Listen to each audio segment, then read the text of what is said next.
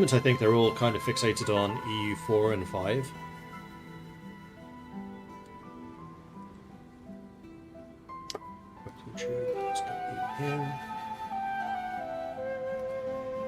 Of course, you're welcome to organise one yourself, Desert Wolves. I'll happily support you in doing that.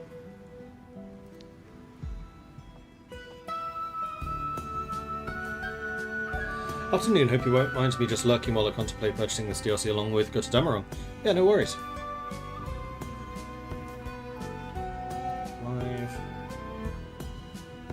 Boy. Link. Pause before you hear me. Aha.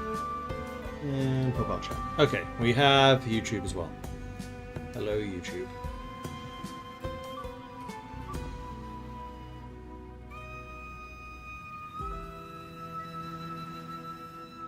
Cool. Then we'll get you to start drilling. Do I want to do any of these? I mean, getting down... No, I can't even get Maravellis. I can do these, and I can do these. Any of the rest of this requires us to have done some pro-USA things, which I don't really intend to do. Getting Eisenhower early could be good for the land doctrine, which would allow me to at least give my infantry something. We can also participate in China to get some land experience, which I don't think is a bad idea. So yeah, I think we will try to get Eisenhower before we flip fascist if we can.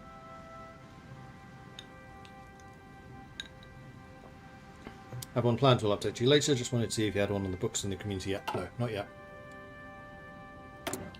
And we can have a long-term goal for the American Commonwealth. Have 1,000 factories. Win the war. Secure strategic resources. So rubber, chromium, and tungsten.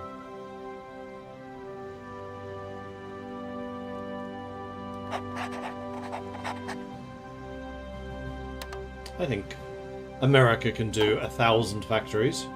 Surely. Alright, onwards. What happens if you bring in Eisenhower then independence? He'll go back to the US. Because part of that independence is probably a war of independence against the USA. And unless Eisenhower is a police chief, he will head back. If you've done this, he stays regardless. But whether I go that far down the tree, I'm not sure that I will. I have some decent commanders as it is. Like, I've come to really like Max Ace as a field marshal, because he starts with the organizer.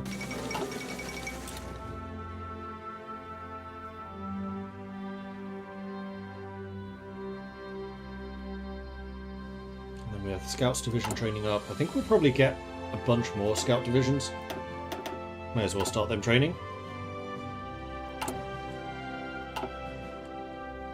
And we'll probably try to buy in the equipment while we're not fascist. Remilitarization of the Rhineland. Germany has stationed troops in the Rhineland territory close to the French border in a clear violation of the Treaty of Versailles. Naughty, naughty. Then we could definitely align with Japan, because if we go to war with America, we lose the MIOs. Despite their posturing, the United States of America is still a colonial overlord, and could at any time renege on their promises to us.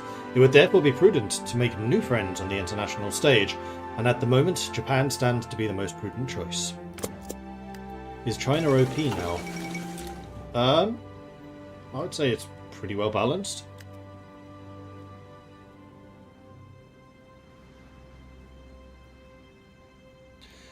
DLC is ridiculously expensive, so you didn't buy it. Totally fair. Yeah, it's harder for me to make value judgment. One, I work at Paradox. And two, I got this for free.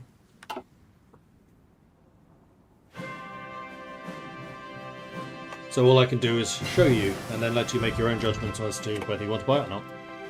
And either is okay. Let's get mechanical computing. I think you did a bang-up job. Thank you. Yeah, we're playing the content that I made. I might be slightly biased, but the Philippines is the best content in the game. That I am happy to say.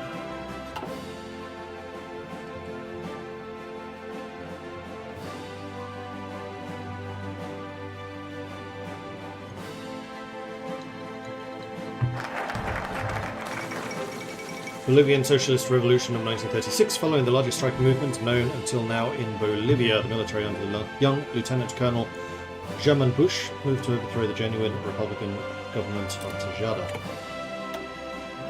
I would like to leverage the peso, please. Oh, this also gives me infrastructure in Davao and Manila. Yeah, I need to change those two. Our currency is our own, and we should work to distinguish it from the US dollar. This will allow us to engage in corrective financial policies to best suit the further development of our economy. So Manila, actually didn't need to build any. And Davao, build one less. It still feels very loud. It's because it was. You are a Filipino and excited about the DLC of the price. Yeah, I get it. I really do get it.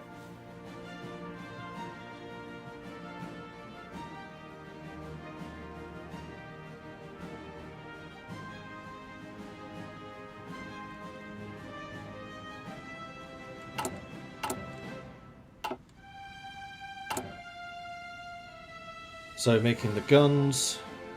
Going to finish off that line of convoys, and we'll probably switch to trying to do cruisers. I probably also, thinking about it, want to get a naval facility relatively early so that we can research torpedo cruisers. Because those do mesh really nicely with our doctrines. There's construction 1. Probably go ahead of time to construction 2. It's less than a year. Do it. Do it now! Alright, the peso has now been successfully leveraged. So the question is, do I go early into fascism, or do I build up a bit of industry, then go into fascism?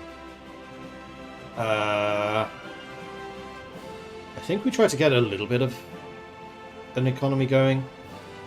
Certainly get Quezon City, and maybe Quezon City campus as well.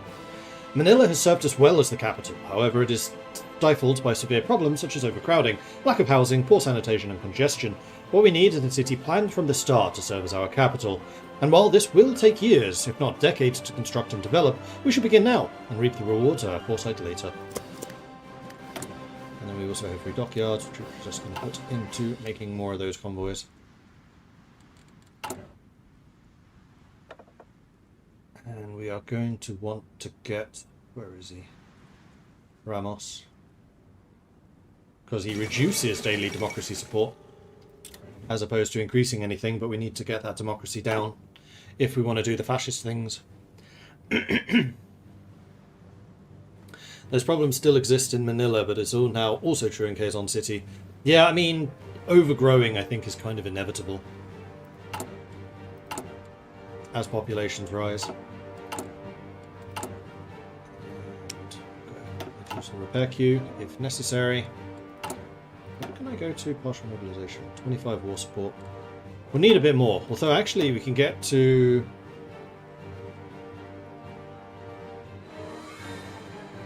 $22.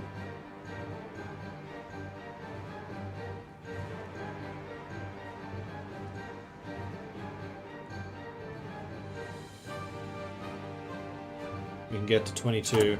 Although, if we bring in... where is he? Aguinaldo. We could get up to 27. So we could actually get partial mobilization pretty early. But we're going fascist. We just want to go for straight up war economy. We're not Democrats. We don't have restrictions. Ethiopia has capitulated, so we wanted to bring in Ninja Ramos at this point, and he also gives us more support actually. And some political power. Very useful.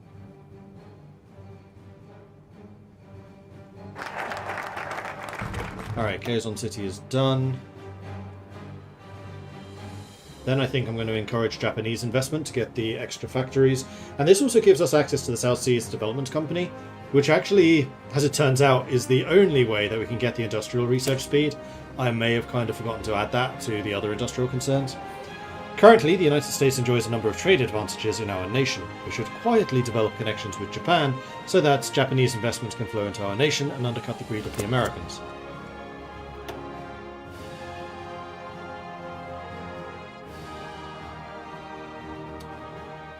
I add it to? Probably the Philippine long-distance telephones. Maybe Benguet. I think Marsman with that construction speed is already just strong enough. Maybe Manila. You know what, I'll make a note.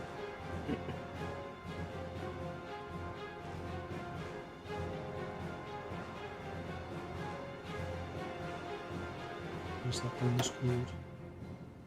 Research speed.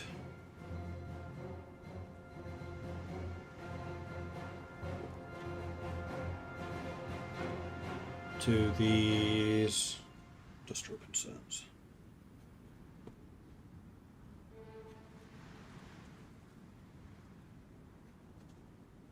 Right, note successfully made. Hey, Garrus. You should report the missing industrial focus stuff to the guy who designed this. Yeah, I know, right? That Gareth guy. Huh. What a handsome fellow. But also clearly missing a few things. And we are now pro-Japan, so we can get the Kokura Arsenal, and we can also redesign you to use the Kokura Arsenal. So we can get some MIO funding going.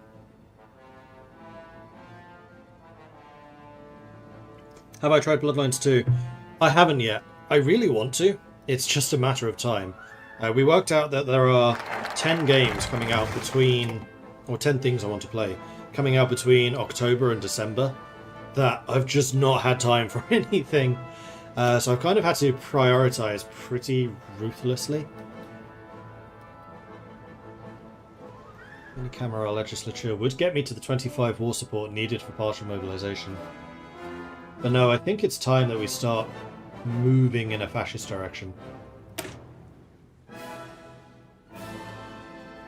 At least to the assassination of Kazan, if not the scramble for leadership. We don't need to do these two immediately. Do we want any of this stuff? There's the other war support. I know I added some more. The Philippine Department has long been the American command in the Philippines. However, with growing tensions, it's time to expand this into a larger formation of the United States Army. We will necessitate the creation of a new command structure and the transfer of significant American personnel from the US. Sichuan clique joins the United Front, and the Chinese United Front has now formed.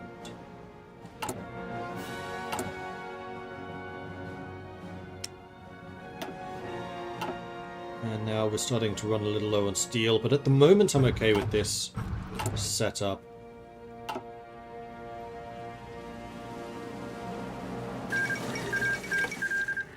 Kamal Khanate has capitulated. Okie dokie. United States Army in the Far East, but the first thing I want to do is the South Seas Development Company. Now that we're pro-Japanese, we can get this, and it's really cheap. It's only 50 political power. Okay, next focus. Let's bring in MacArthur for that war support, and then Eisenhower for the free doctrine. And then we're going to start flipping fascist. Since 1935, General Douglas MacArthur has been working as an advisor for the Philippine government. However, it is time that we put his skills and experience to use in a more official capacity, and give him command of the United States forces in the Far East. Lionheart has war sails and he's playing the Nord map. It looks great. Oh, nice. Akalon, hey, Soldier of Fortune, and everyone else, of course. Yeah, that releases in 4 days' time, on Wednesday? It's the 26th, I think. Yeah. That is still too far ahead of time. We probably should start researching cruisers. And, oh, this is a good question. Do we go... Yokosuka is cruiser ship upgrades, and it's hit points. Refurbishment is also going to be hit points. Escort ship builders gives us screens, but that's going to be more for anti-submarine warfare, which we're not really doing. What I want you to have is good guns, good range, or speed. Both are useful. Armor, speed, and range. Anti-air, light battery. Anti-air, light battery. Production output.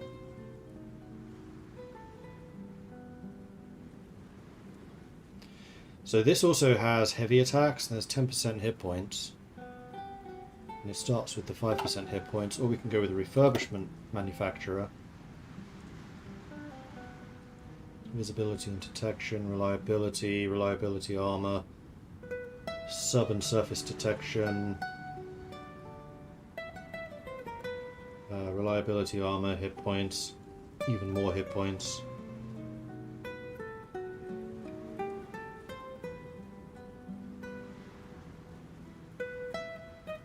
Anti-air. Torpedo hit chance is quite nice.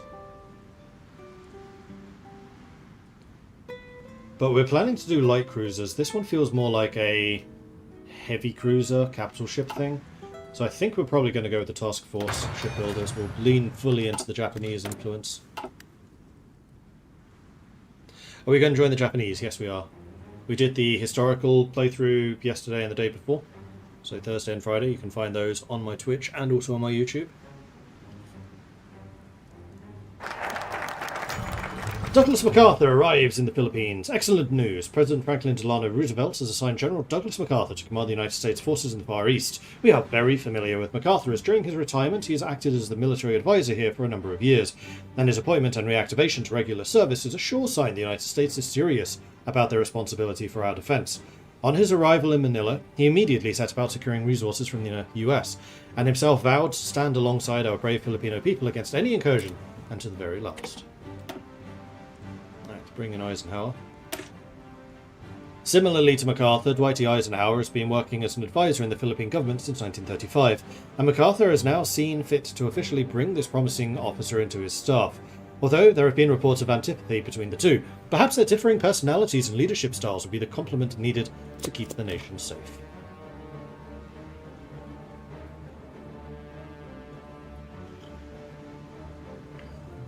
I don't have the DLC and can still use the old medium batteries. How do cruisers look with the new DLC? I think there's generally less technologies to research to make Navy effective.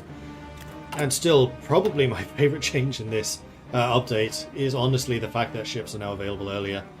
1922 and 36 is still the same, but this used to be 1940 and this used to be 1944. This actually makes a huge difference, getting the higher tier ships earlier, because it means you actually get to use them. It's worth doing the researches. It's worth getting the more advanced hulls.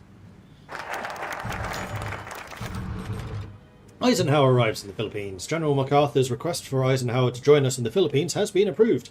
We are lucky to have such a rising star join us, and this is further proof of how dedicated the US is to our protection. It has been made clear to us that this is a short-term assignment of roughly 2 years. However, there might be a way to incentivize his remaining in the Philippines. There we go, we've got Eisenhower. We also got our Free Grand Doctrine. Ooh, now this is a good question. Which one of these are we going to go for? Mobile Warfare, Superior Firepower, Grand Battle Plan, or Mass Assault? I don't think Mobile Warfare. Maybe Grand Battle Plan, maybe Superior Firepower.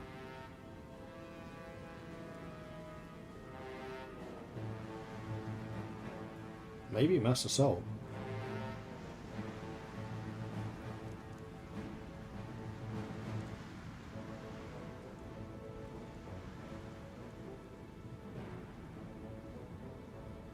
I think probably firepower. Supply consumption reduction.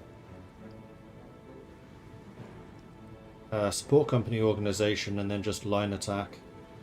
Artillery. We're going to be fighting against China. Yeah, let's go superior firepower. Okay, nice. Now we start being naughty. On the night of May 2nd, 1935, 65,000 partially armed peasants shattered the tranquil peace of the Philippines in an attempt to seize power from the American-supported government. This effort failed, but the anger at the growing wealth disparity between the urban rich and the rural poor continues to simmer beneath the surface, waiting to be harnessed. Let's go ahead and rebuild the sector lister movement.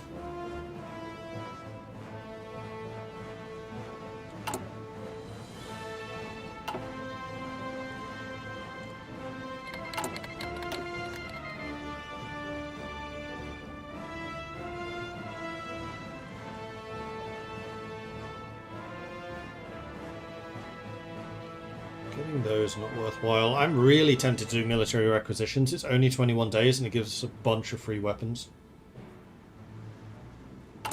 Which would be quite useful in a potential war of independence. We're going to use American guns against the Americans.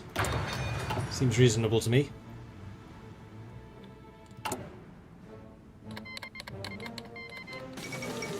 Anarchist uprising in the Spanish Civil War. So the Spanish Civil War continues to expand.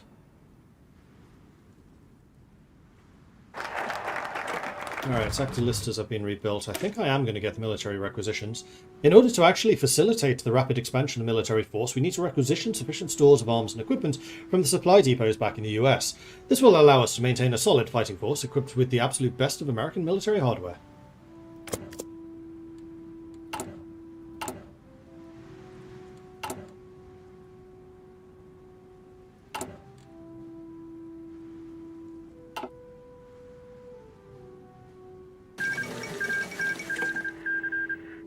Mar has capitulated.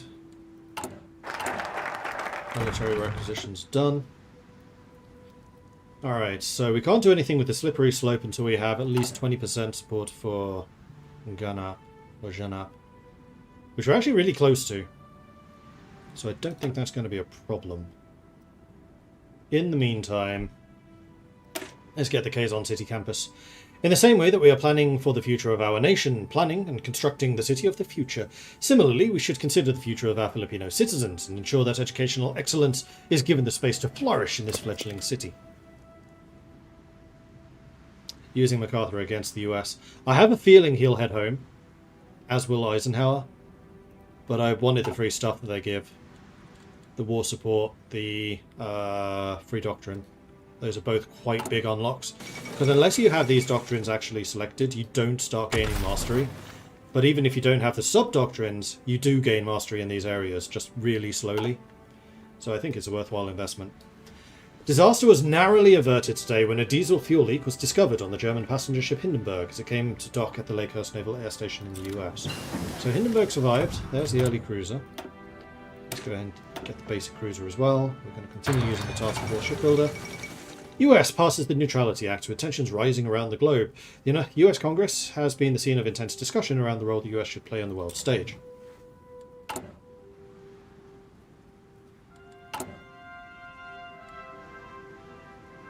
have 25 convoys remaining. We do have the experience to design a new cruiser vessel if we want.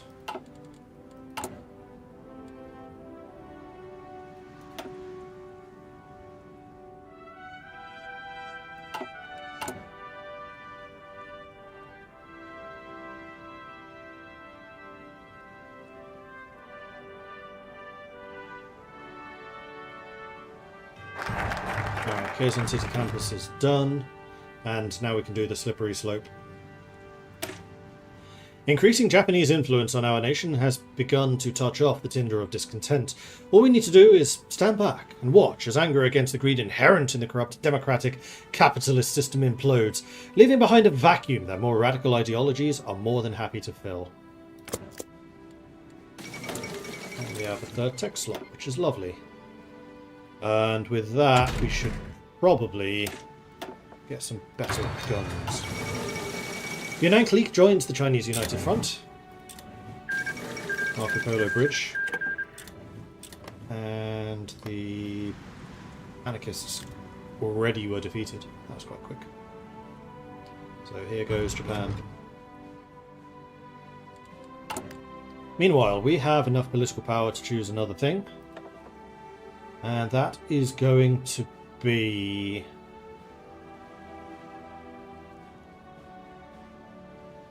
probably Ricarte. Although Summerlong at this point could also be really useful because we're not trading. Let's go Summerlong, get our industry going. We don't really need the extra help with the fascist support, I don't think. Maringio takes over Paraguay, Panay Incident. Basic Machine Tools and Habai Chapar has already capitulated. That's got to be one of the hardest games now. Like, try to survive as Habai Chahar. If you have a wish for a challenge, there it is. Let's get weapons 1 so we can get more advanced weaponry.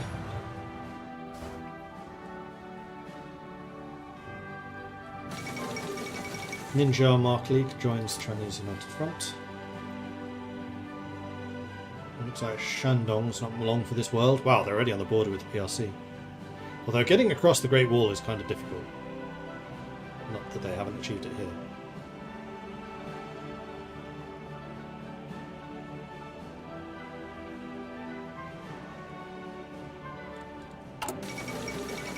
Yellow River had blown in a last-ditch attempt to halt the oncoming might of the Japanese forces. The network of dikes and flood defences along the Yellow River were destroyed by the Chinese army. Question, if you know, is there a way to delay Marco Polo without going democratic or communist? I don't think you can delay it. You can speed it up. Because the Marco Polo, or the Kwantung Army incident, is actually set to start a year after historical. Then you have to take the Hebei garrison in order to make it historical. So technically it's already delayed.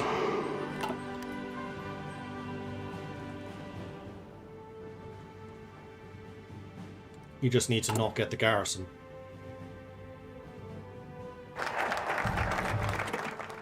And there it is. We are on the slippery slope. Now we just need the 30% support. Currently at 26. Slippery slope is still granting us a bit more. For a year. Maybe we should have gone for Rakate, the extra support. Oh well, too late now. So next up we are going to grab...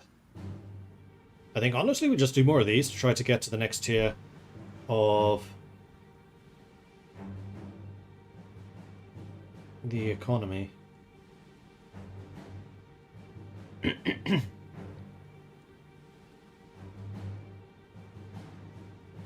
Agricultural migrants to Hawaii does give us a consumer goods reduction, which I think is quite good. A number of Filipino workers have found good fortune working for American farmers in Hawaii. We should encourage this emigration so that they can continue to send money back to their families at home, thus grow our economy.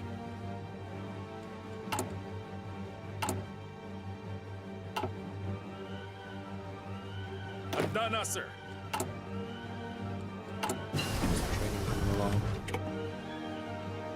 You are going to be lacking equipment, so you want support equipment.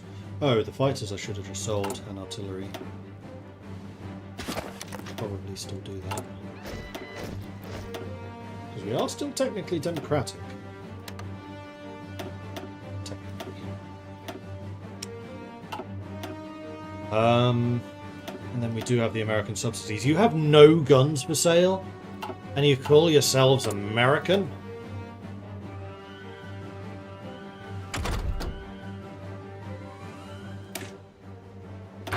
Restricted industry. Yokosuka Naval Arsenal has had its first upgrade.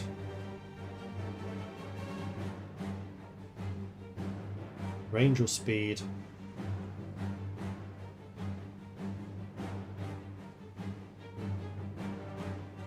Range.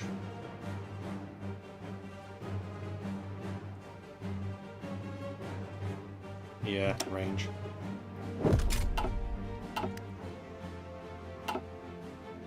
Thank you for your work on Belgium and the Philippines. Thank you, Ellis PD. Appreciate that. It's been fun to do. Like, one of the most fun things about this job, honestly, is just learning about regions and history I know nothing about. Like, I knew basically nothing about the Philippines when I started on this. I knew nothing about the Belgian work in the Second World War. Both of which were just significantly more active in the war than you may have expected. Xinjiang Clique joins the Chinese United Front. War escalates. Am I going to form Mafalindo? Not sure. If we're able to, maybe, but it's not something I'm aiming for. France and Britain announce alliance, calling upon the bonds forged during the Great War. France has requested a formal alliance with Britain.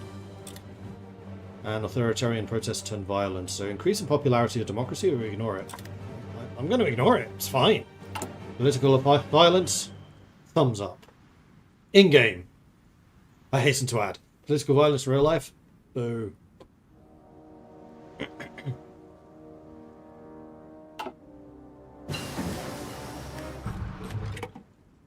Small caliber guns.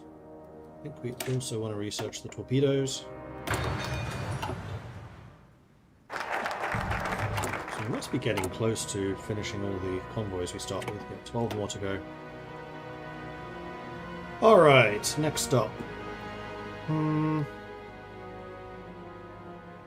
think it's time for the national fiscal policy and that research bonus to industry.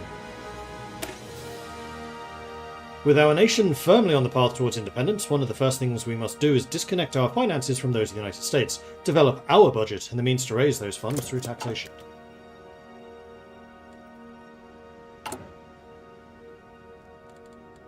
Right, and I was going to take a look to see if I could buy artillery and support equipment on the market.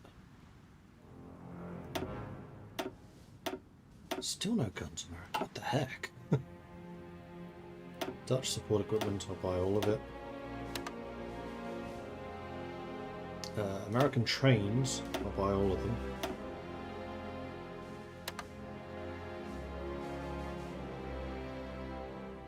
And the other thing I wanted was artillery, but it doesn't look like anyone's selling it yet.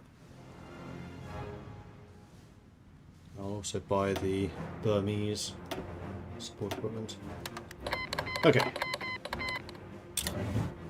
So this is going to lower the number of factories I have available for a short time, but that's okay. We've got the guns researched. Let's get machine tools so I can get the bonuses. We have 150. Let's bring in Ricarte. No, I'm going to hold off on Ricarte.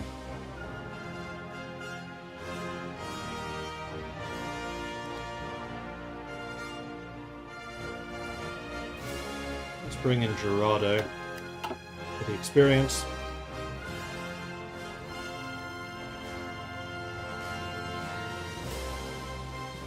Right, we do need to make the newer guns.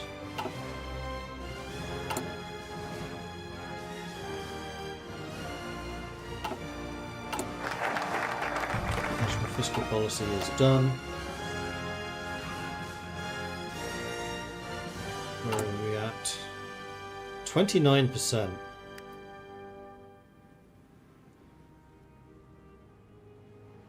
Yeah, we're not going to get that done in time. Alright, so in that case, let's go ahead and reduce unnecessary expenditure, and then we'll be able to do the assassination of Kazan, I think. Now that we have a national fiscal policy, we need to ensure that the books are properly balanced. We want to achieve this not by raising taxes or going after those who are avoiding them, but rather trim the unnecessary fat. After all, if we're not already delivering those services, then who will miss them? Goedemiddag.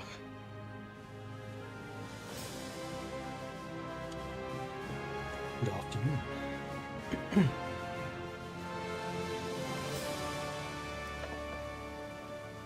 Could also get a naval theorist, but I don't think we're going to need that as much. Partido Socialista organise a large rally. Good for them. Keep that up. And there we go, we're at 30%.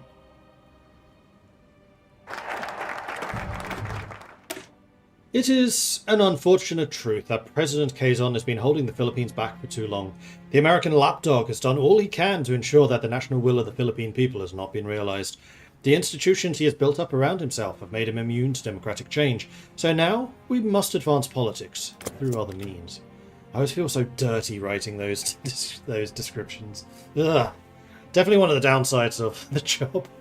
The upside's learning the history of the countries. The downside, making up histories which are honestly distasteful, or in some cases not even making it up but still having to write it. For some things, the alt histories can be kind of fun. Like, I actually had a great deal of fun doing the monarchist path. Especially when I learned about Aguinaldo and how, even though he was one of the lead revolutionaries against Spain and the United States, he then turned up at the funeral of the King of Spain and said he regretted it. So he's kind of the reluctant monarchist, almost.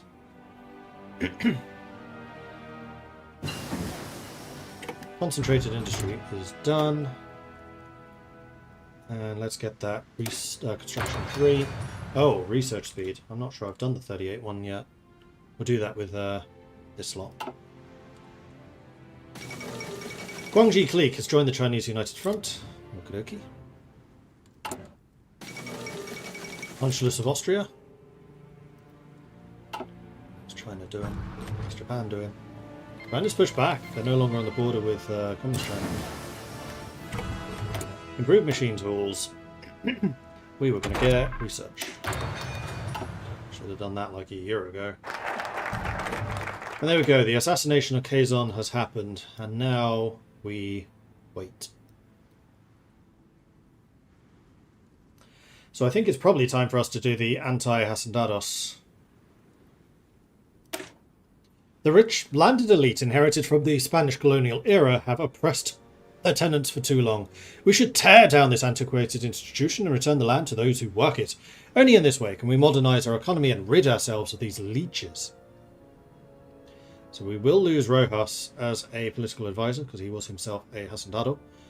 But the upside is National Defence Act will then become 70 days. And at that point, it's probably worth doing. Sactilista organised another large rally. Cool, go for it. Sactilistas mean the accusers. Yes, it was. The name was based off of J'accuse, written by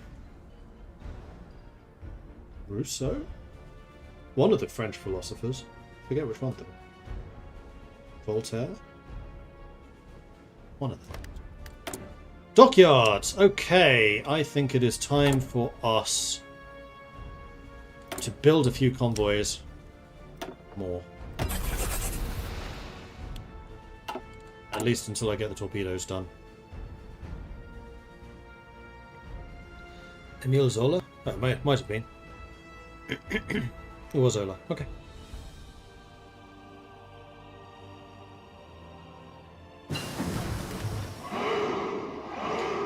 Emilio Aguinaldo being sorry for removing Spain from power is kind of weird, since he even had to order the assassination of his generals to consolidate power during the American-Philippine War. He was a complicated fellow. And a bit of a controversial one too, because he also collaborated with the Japanese.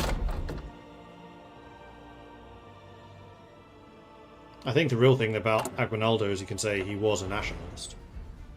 In every sense of that word. Alright, so, what did we just finish? Torpedoes. Let's grab smoke generators, because I know I will forget it if I don't. And now we're going to go ahead and design cruiser. How much is the tier 1 cruiser in comparison? So the baseline of this is 2,232. 2,070. Range 2,500. Speed 32. 3,039. Okay, that's a massive jump. So we're going to use the tier 2 cruisers. We are going to put some armor on, though not a lot. I'm going to give you light battery 2. I'm not going to give you AA. Have to give you fire control because you are bigger than the destroyer. Do I want to give you secondaries? This does reduce your speed. I do want to give you a float plane and a torpedo. But I think that's about it. I think this is going to be the basic setup.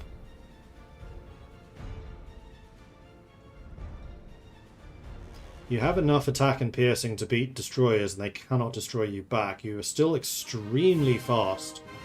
You have a decent range.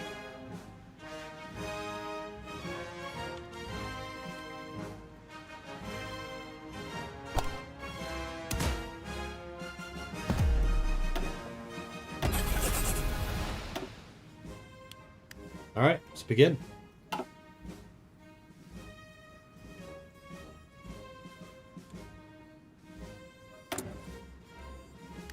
We do have enough political power again for another choice. Let's go with limited conscription, get our manpower up a bit more. Are we able to get guns from the US here? Still not.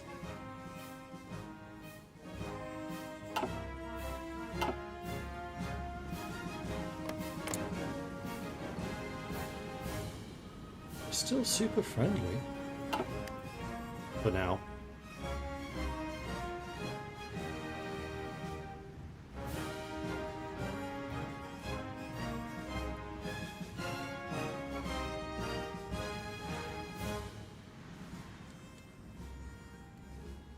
Are we being the bad guys? We're trying to be. There we go, got rid of the Hacendados. So we can bring in the Japanese advisors.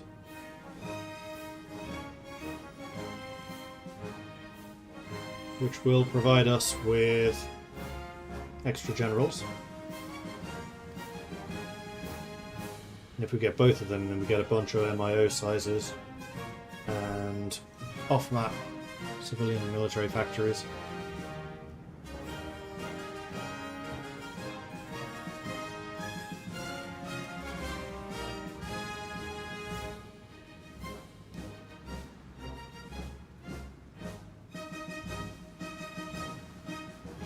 But now I think it's time for the National Defence Act. Let's get that factory output and dockyard output penalties gone. The National Defence Act was passed on the 21st of December 1935, and with it the sum of 16 million pesos allocated to the armed forces of the Philippines. All that remains now is to determine how and where to spend this sum.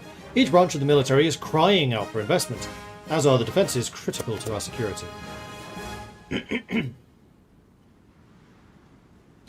Should we do the economy first before the Navy, and should we build 15 civilian factories to speed up construction and import goods? Ordinarily, yes. I'm trying to do multiple different things at the moment because I know that this is a looming problem. Fascist disrupt meeting. Dismiss that. Fine.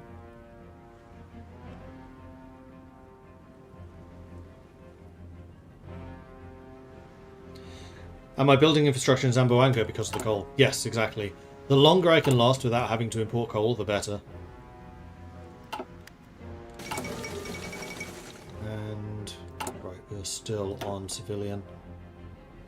Maybe we should have done partial. There are definitely arguments for that, because then I could have started building civilian factories.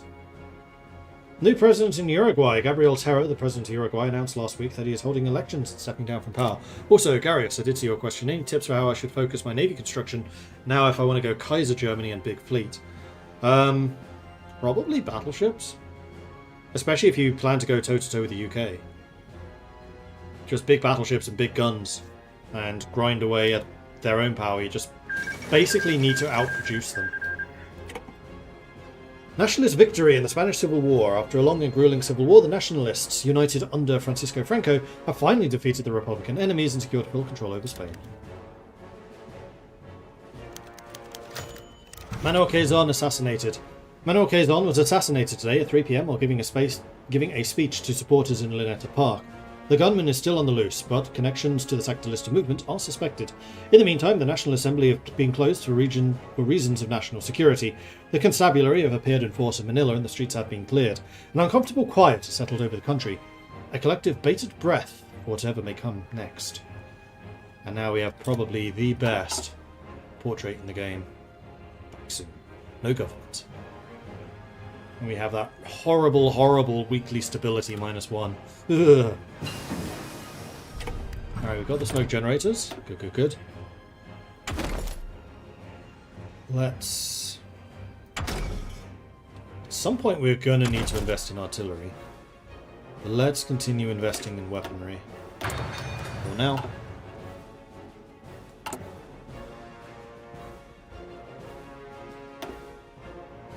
These are still blocked. But we do have an MIO. So we can take the max speed and fuel usage reduction, or we can take the max range. We're going to take the range. Underway replenishment equipment. And then we're probably going to try and get the fuel adaptations as well, because I have a feeling that fuel is going to be a problem.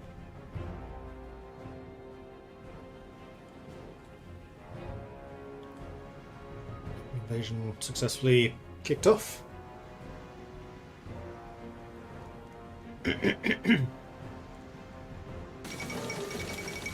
Is the US Atlantic Fleet national focus open once you become fascist? No, it is not. Because to do these lower ones, you have to have completed a certain number of the pro-America options. So here, we must have completed at least 2 of Peg the Peso to the Dollar, Pro-Hacendados, or Nationality Act. And for the United States Asiatic Fleet, we need to have done all 3. So you cannot go fascist and also get the final tier of American support.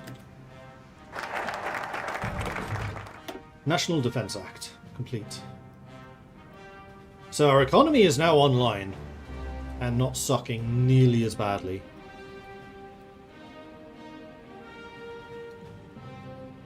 I think it might be time for the offshore patrol. Let's get some more dockyards. The National Defense Act also contained provisions for the maritime protection of the Philippine archipelago. This is not expected to be a fully formed Blue Ocean fleet, but rather one built around the protection of our home shores. This is not to say it couldn't just be the first step to a more dominant fleet, which it shall be. Saxilista exiles have returned. Artemio Ricarte, returning from exile with a cadre of followers, armed with a variety of Japanese arms, have claimed to have found and apprehended the assassin of Manuel Quezon, and now promising to work together with the constabulary in order to return order during the crisis caused by the murder of the president. Because of the suspicions placed on the Saxilista movement, he has promised to work with the Ganap party in order to gain legitimacy, and thereby expedite independence from the United States as quickly as possible. In response, the constabulary have withdrawn from Manila, ostensibly to not escalate tensions. Meanwhile, the American garrison has been placed on high alert, though has not, as yet, made any move. Independence draws closer, and because we are less than 10 days in, I'm going to cancel this. Because having that interregnum is horrible. We need to complete both of these to get scramble for leadership, at which point we can get rid of the interregnum. So let's go for the stability and more support buff. A shadow cabal of leaders has been pulling the strings in the background, but now the fascist ideal has risen to power in the Philippines. It is time for these individuals to step into the light and take their rightful place at the head of the government.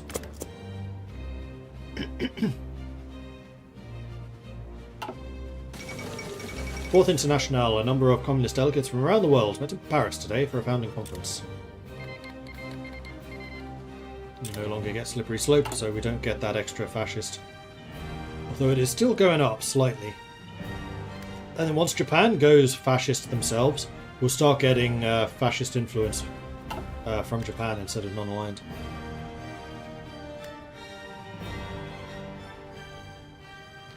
Ricarte is one of the most trusted generals of Antonio Luna, the one who got assassinated during the Philippine-American War. That's interesting, I didn't actually know that.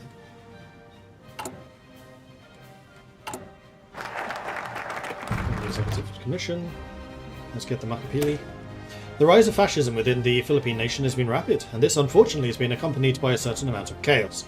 Our friends overseas have offered weapons and training for the training of a peace army to maintain order, fight banditry, and put down insurgency. Speaking of which, we should probably deploy that ranger. And we have the political power now. Sorry, the command power, rather, to promote Magsaysay to Field Marshal, put him in charge of the army, and then have Vincente Lim in charge of the ground forces.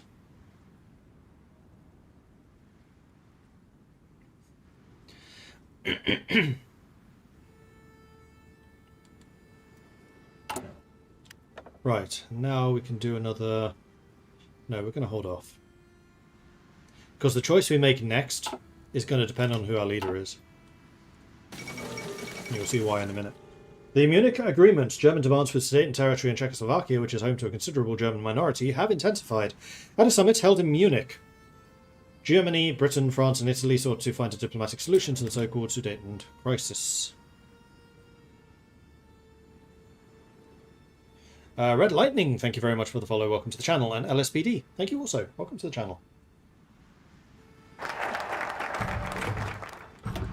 Okay, Makapili done. Let's do the scramble for leadership. With immediate chaos of the government takeover beginning to settle, personalities within the Executive Commission have been vying for control. Authoritarian regimes require a distinct authority to rule them, and the support is coalescing.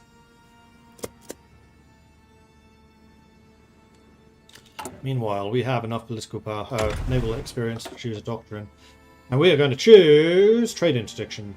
well, that raiding, convoy raiding efficiency buff. Submarine surface detection organizations improved. We can also get naval targeting, sortie efficiency, naval detection, submarine attack, convoy raiding efficiency even higher, a little bit of escort efficiency, torpedo reveal chance, and strike force org loss. With fleet and being, we get capital ship armor and organization for battleships, AA, cap ship attack, escort efficiency, mine laying efficiency, torpedo reveal chance, and strike force org loss. With base strike, we get port strike plus 40%, which affects all naval bombers, by the way, not just carrier ones. Organization plus 20, naval targeting, sortie efficiency, naval detection, air agility from carriers, carrier overcrowding reduction, escort efficiency, and torpedo reveal chance. No, I think we want the trade interdiction. But the one that really matters to us is going to be the new school, because this specifically buffs torpedo cruisers and light cruisers.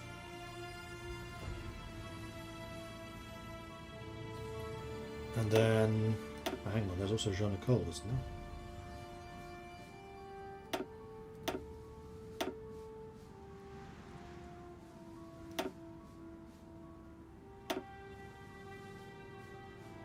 I mean, we'll do another double check before I lock anything in. Although we don't actually have torpedo cruisers yet, we do actually need to research them.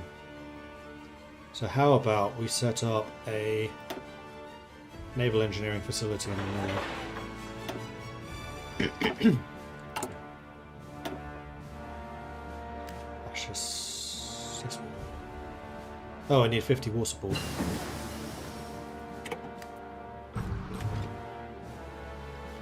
Well, Wibble. Thought I'd be able to reach that already. Unicameral legislature will put me over.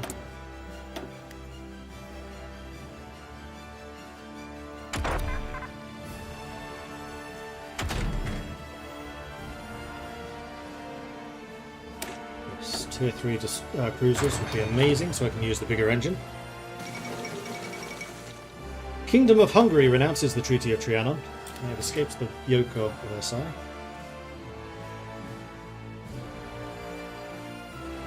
Which is better, naval torpedo cooldown or torpedo critical? Cooldown, probably. Torpedo cooldown just means you shoot more of them. Torpedo crit. I think torpedoes are basically always a crit. So I'm hoping that's torpedo damage. Unless there's a way of reducing crit. Yes, there is. It basically counteracts the crit reduction chance on torpedoes that your opponent may have. So I would say cooldown. Hozazei Zumi, thank you very much for the follow. Welcome to the channel.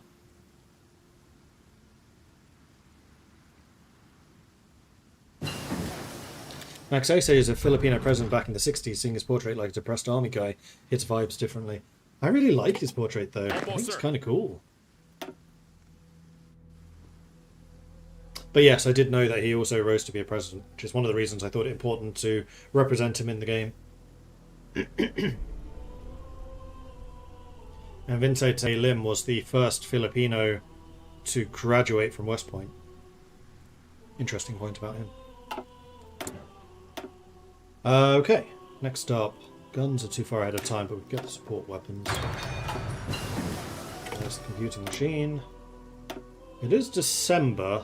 It's still over a year away though. Let's go and get the artillery upgrade. Actually, rather than artillery, how about we get rated guns and torpedoes? It's only 95 days, that's 141. Interesting.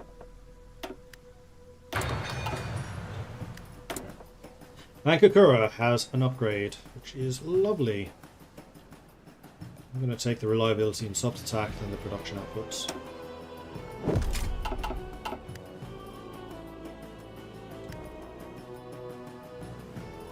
Meanwhile, Japan digging deep. I think we may have a strong Japan this time. Not that they weren't strong in the previous game either.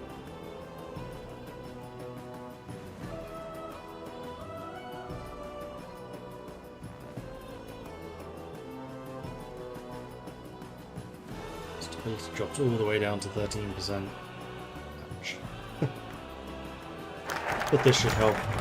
Okay, scramble for leadership. Now that control over the Philippines has been exerted and stability has begun to return, it's time for the Executive Commission to gather and determine which final authority lies in the nation. There are 3 candidates to choose from. Emilio Aguinaldo, hero of the revolution against the Spanish, is a long-time supporter of Philippine independence and has spoken out how under the United States the people of the Philippines are just a consumer market for American exports, if not pariahs, because Filipinos are not even considered citizens of the United States. Artemio Ricarte, chief of the Philippine Army during the wars against Spain and the United States, then exiled for his refusal to swear loyalty to the American occupiers. His love for the country never waned, and even while living in Japan, he worked towards seeing our eventual independence.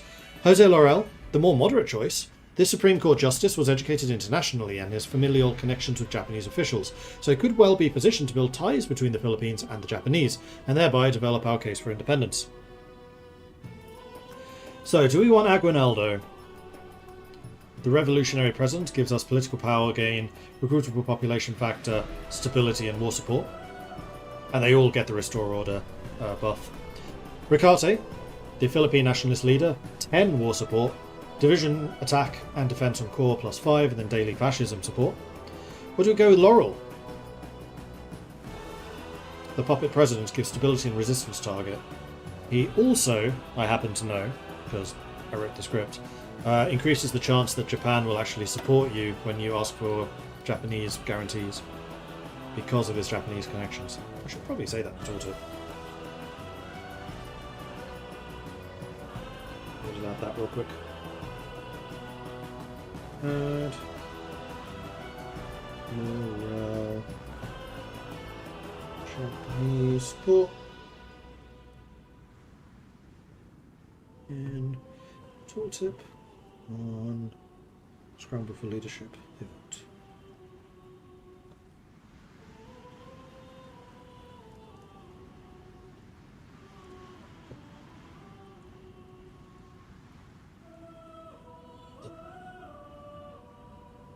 So the way I think I want to do this is as a poll, but I'm realizing that we've actually got quite a few of you on YouTube this time around. Straw poll still exist? Because usually I do it through Twitch polls. Yes, it does. Poll. No sign up required. Alright, so we're gonna have Aguinaldo. We're gonna have Ricarte. And we're gonna have Laurel.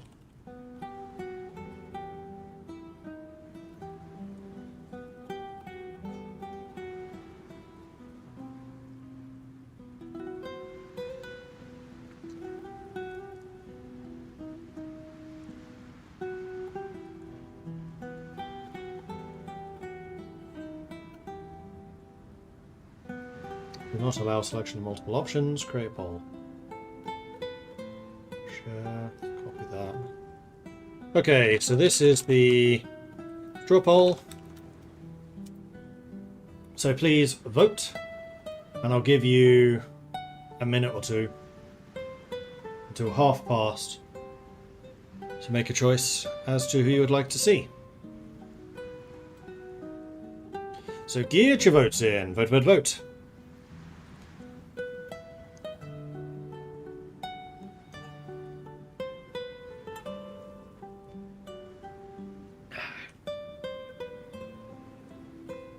We just happen to have the Filipino acoustic track playing in the background while the vote is running.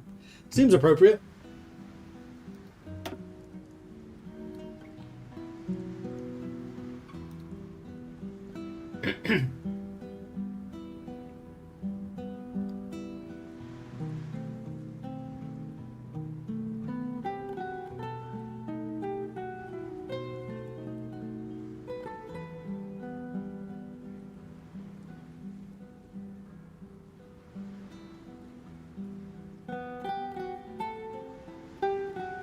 Downside of it not being a Twitch poll, can't be bought. Yeah, I know.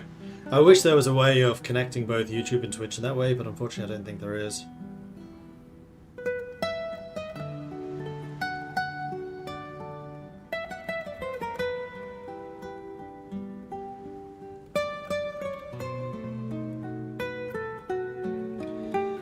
Don't worry, we will continue doing the Twitch bot polls, but while we have a pretty active audience on YouTube, I'm trying to keep it balanced. But still wants a naval and army supremacy. I think he has a point of having some national focus, having 2 military factories, wanting to unlock some of the national focus and 3 options on military.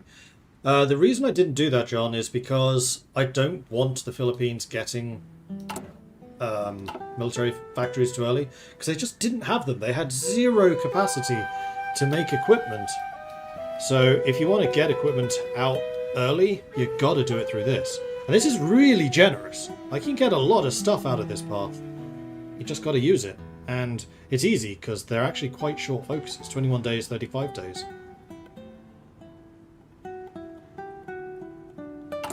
Alright, so the poll is done. And the votes are in. So 27% of you said Laurel, 27% of you said Aguinaldo, leaving 45% of you to say Ricarte. So let's bring Ricarte in. There we are. Artemio Ricarte is now the leader, which also means that he is no longer available as an advisor. Hence, I didn't want to make that a choice. We do have more than 50% war support, so immediately... War economy!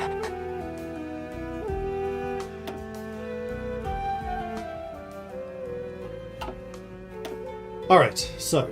we can now secure the Japanese guarantees and get the War of Independence. I do kind of want to do that early. I may already be a bit late, we'll see. If we wish to truly expedite our independence from the United States, then we need to prepare for it. We need to prepare for the very real prospect of war. They are unlikely to let the Minion go lightly. We should reach out to our sponsors in Japan and secure more official military support in case of hostilities.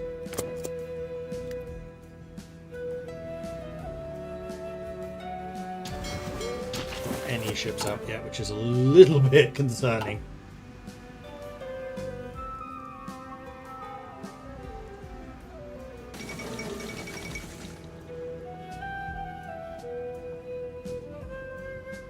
Aftermath of the Chilean earthquake. The earthquake of magnitude 8.3, maximum Mercalli intensity of 10, has left the Chilean cities of Chillán and Concepcion in complete ruin.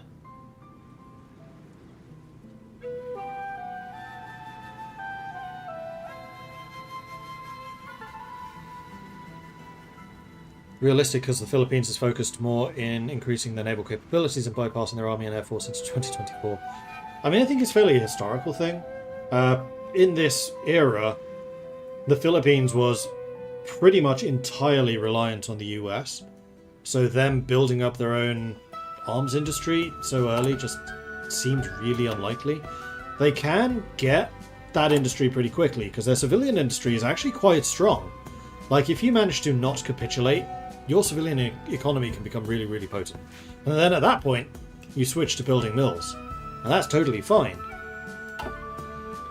I did also want to give them earlier access to dockyards, which again, not necessarily that historical, but the Philippines are an archipelago. You kind of need a navy to do anything. So giving them access to offshore patrol in the Cavite Naval Base early, I thought was kind of integral. PT boat development is still locked behind the National Defence Act, so you can't do any of this until you've done this.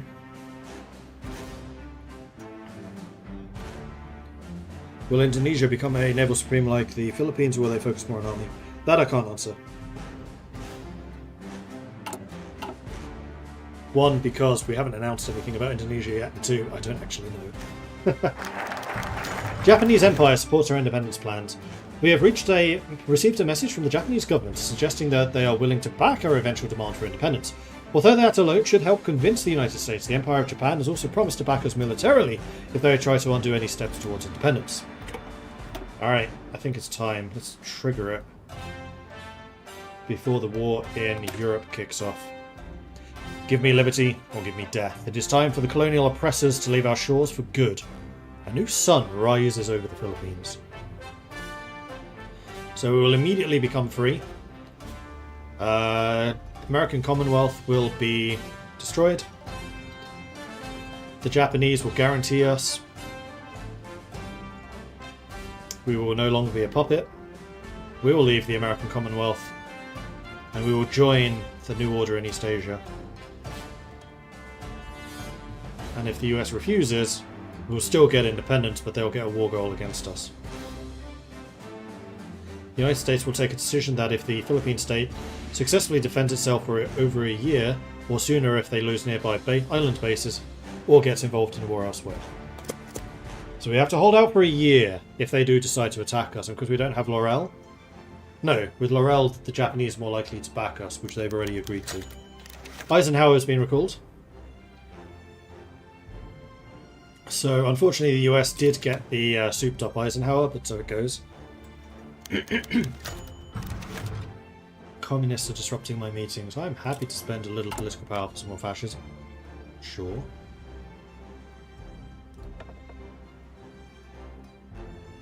Can I get DUR? No. Still get these two, but I'm fairly sure that they'll leave soon. And yeah, I do take the point that there are no Filipino Chief of Army. That is something I do need to fix. That's a note, actually.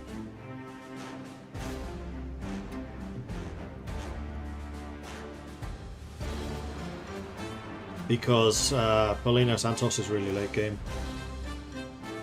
He's really good. He basically created the autonomous defense doctrine. Sorry, self-reliance defense. So he gets division attack defense and factory output. I think he's the only advisor, the military advisor, that gives factory output. But you can only get him once you've gone down to here.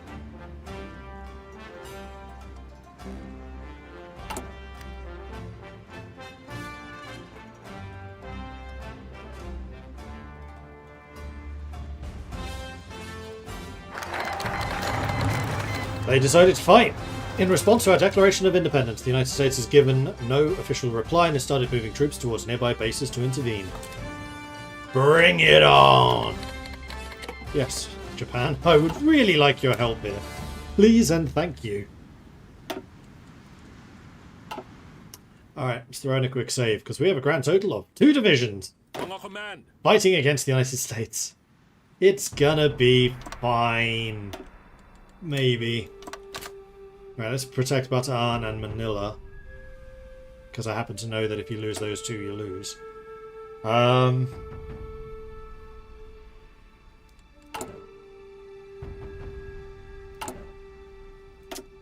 You know what? Let's deploy these guys as well. Attention! Haven't had a chance to train them, but so it goes. I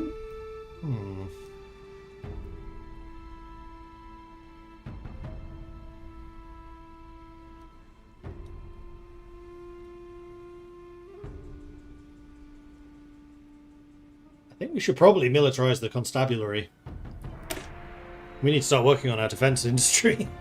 The Philippine Constabulary has been merged into the Central Philippine Army with the National Defense Act. However, in hindsight, this might have been a mistake, as the police forces left to replace it have proven to be inadequate. We should instead re-establish the Constabulary, but leave them equipped with military arms training, so they can both serve our nation and protect it. You know what? This should probably increase suppression. Like, a police force armed with military equipment would be pretty effective at suppression.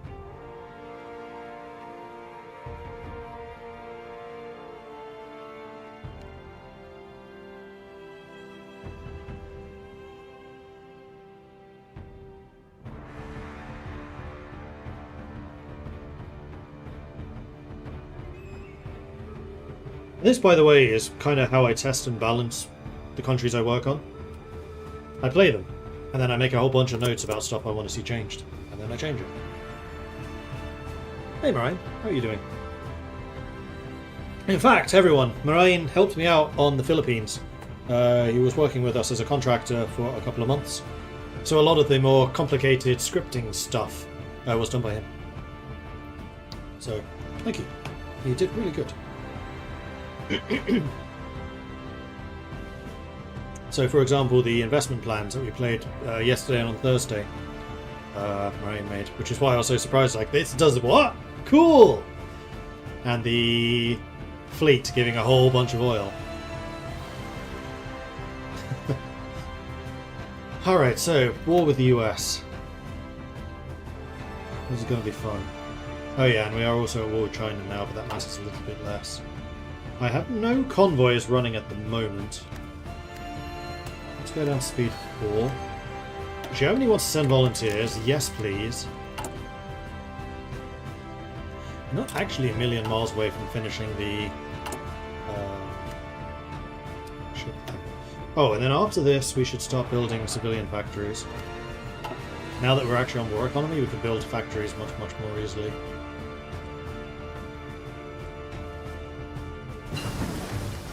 There's tier 3 cruisers.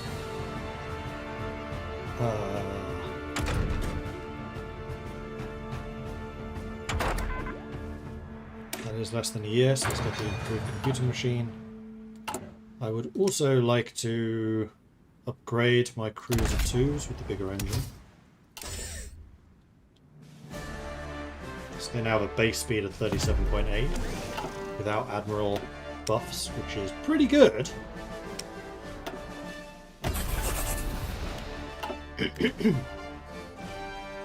But man, is my equipment out of date, and yeah, our industry is really tiny.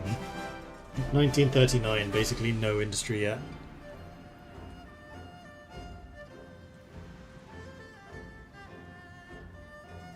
Dominance is encroaching. I think that most of the fighting is going to be out here, though.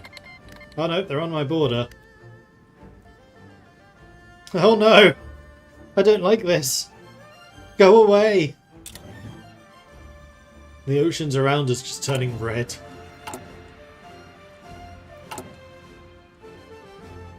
We're not even going to get our first ship out for another couple of months.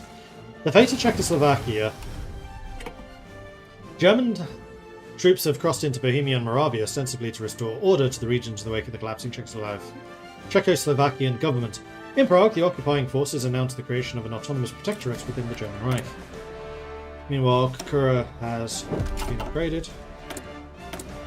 And we've got another research slot. Let's get some better weapons. So hopefully our 8 divisions, 4 of which are actually ours, can hold out a bit better. Move launchers.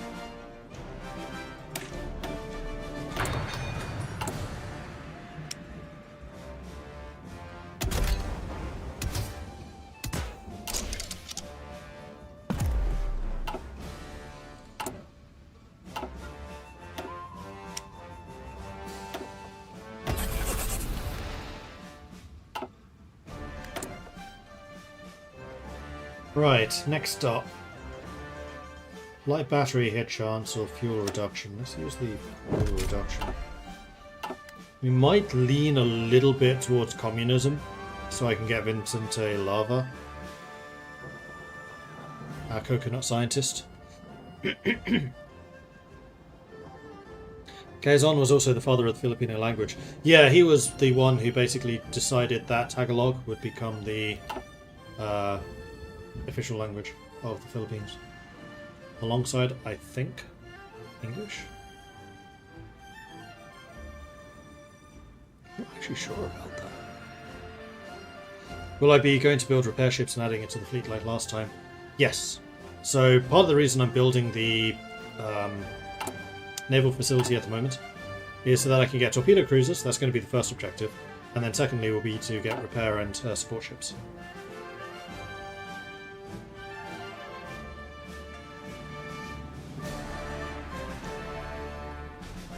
Looks like Japan's still mostly focused over here and America's still mostly focused over here.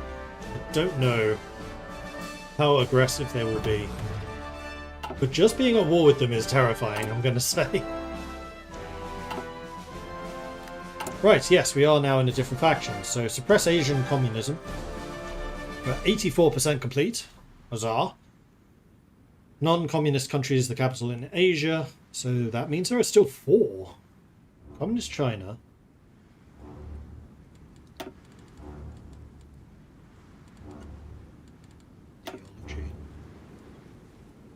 Xinjiang, Mongolian People's Republic, Tanutuva, I guess it's these 4. I don't think that the USSR would count. So if Japan was somehow able to take these 4 out, then they would actually achieve full manifest. But this hasn't yet become co-pro.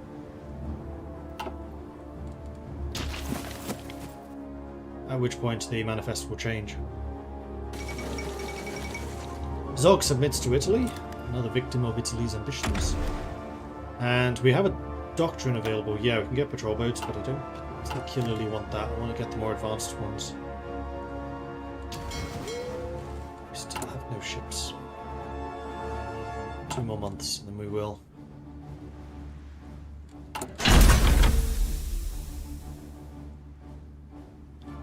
We can actually help the Japanese rooting out guerrillas, but that seems like a them problem. Government scheme to undermine the Partido Socialista exposed.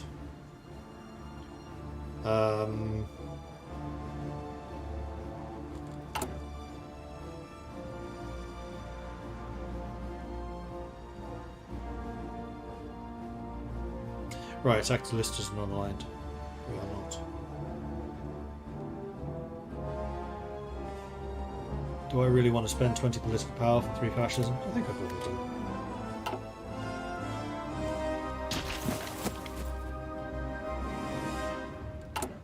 Currently working right on the constabulary.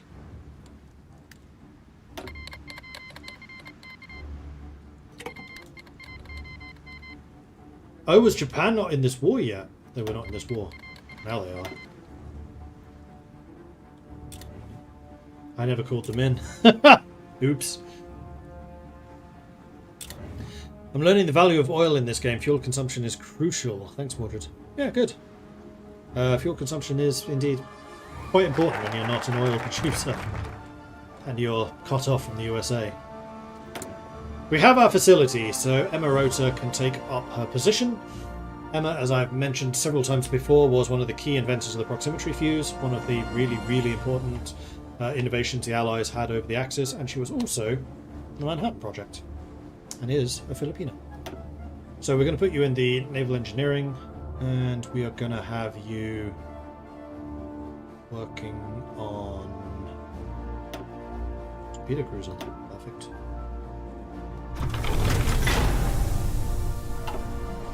Okay, good. So we could declare the Second Philippine Republic, which will increase our stability.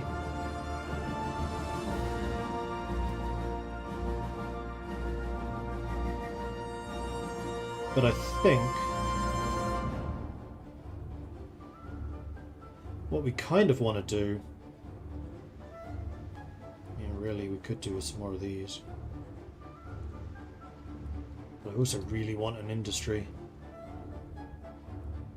Yeah, let's do sugar barons, Luzon transport, textile mills, Mindanao transport, and then maybe gold mining. Sugar is the back upon which the entire Philippine economy is based. Without this rich resource, our nation's prosperity would disappear overnight. We need to encourage those who cultivate and export this critical crop, thereby earning us more sweet, sweet money.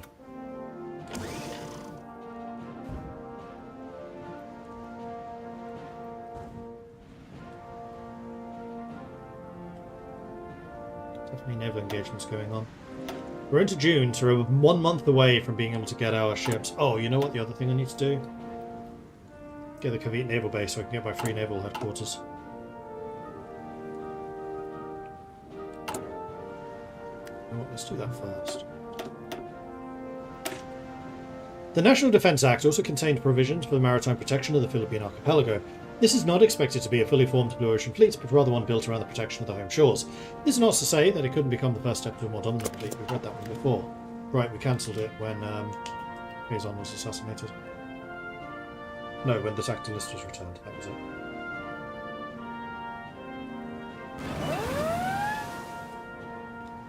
That's a naval invasion. Not against us, thankfully. Italy pursues closer bonds with Germany.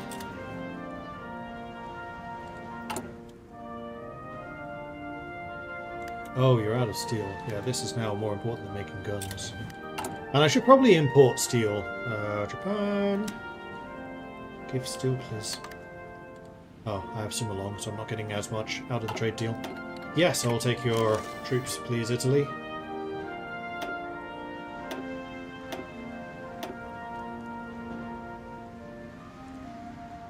I am actually really glad that we have Japan on our side, because all of their forces out here are basically blocking America from getting to me. But I would very much like to be in a position to help them.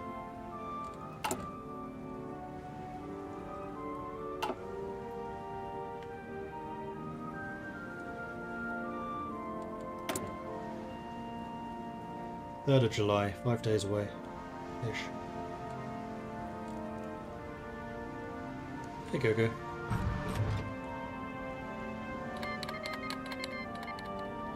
The Italians have arrived. And there it is, we have our first ship. Okay, so we're going to put this under the command of Andrada, who is absolutely going to be a cruiser captain.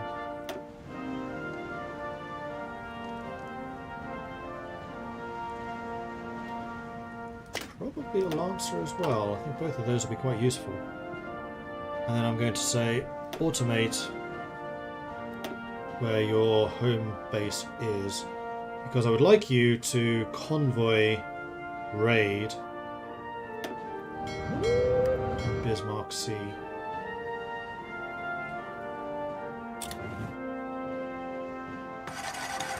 I've already arrived on station.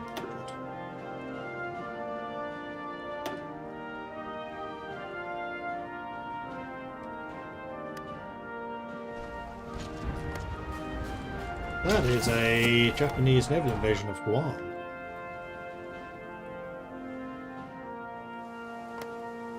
And I think if we take both Guam and the Caroline Islands, we win.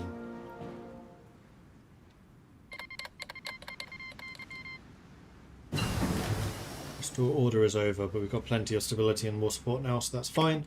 Improved light batteries, that is another upgrade for our ships. Do I want dual purpose for the anti-air capability? Maybe. Although they do tend to be more expensive. I definitely want the extra torpedo attack. So we'll continue researching that.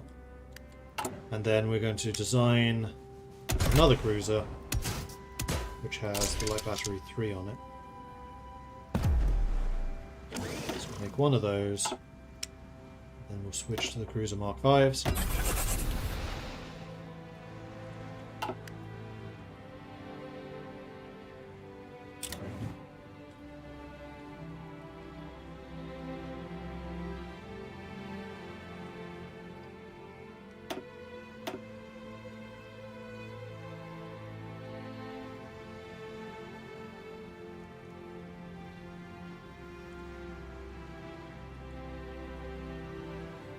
I don't know whether to send my ships over here. Yeah, I probably should.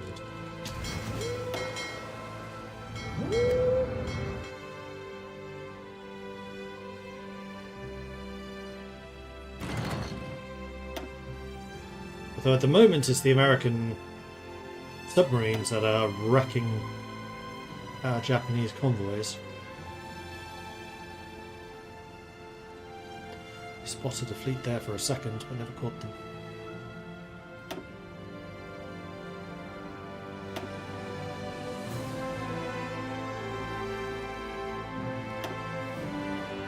Oh man, they're at the home islands? That's kind of scary.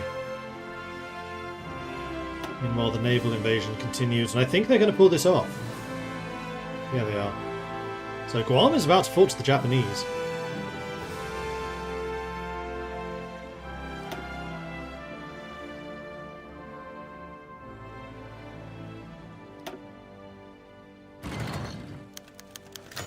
Authoritarians disrupt government meeting. Denounce them. Keep that fascism rising. There's the offshore patrol.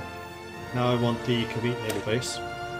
The naval yard at Cavite, situated across the bay from the city of Manila, has the greatest potential to be a deepwater port and shipyard in the Philippines. It already has some nascent facilities, but with investment it could become a serious strategic asset from which to station a fleet capable of controlling the waters of Southeast Asia.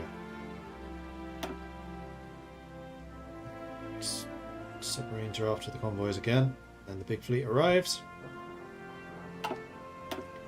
I feel like maybe we're going to need to help Japan with anti-submarine coverage.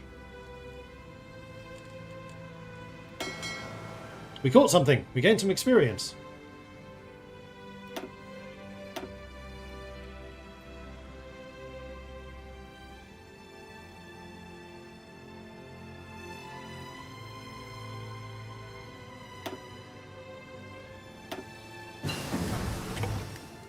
Support weapons too.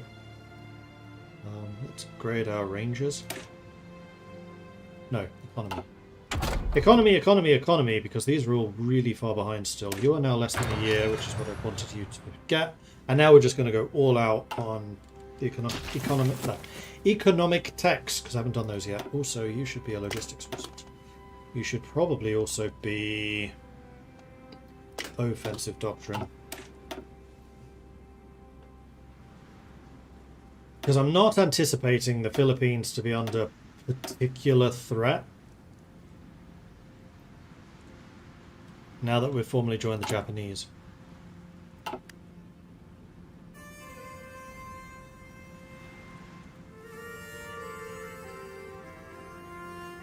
Have we invaded Hawaii yet? No, not quite. Poland refuses the German ultimatum. World War II has started. Now the question here is whether the US will join the Allies. So they are at war with different people, so they shouldn't. Yes, I will allow the Germans to have docking rights.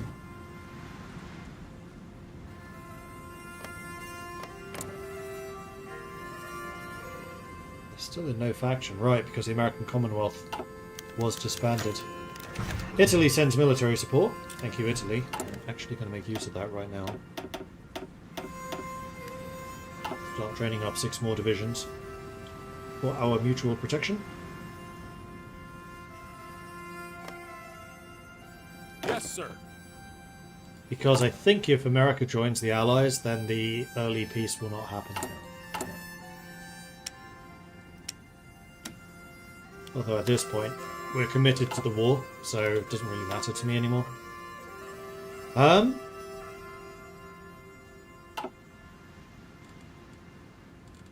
We have political power, which we can spend.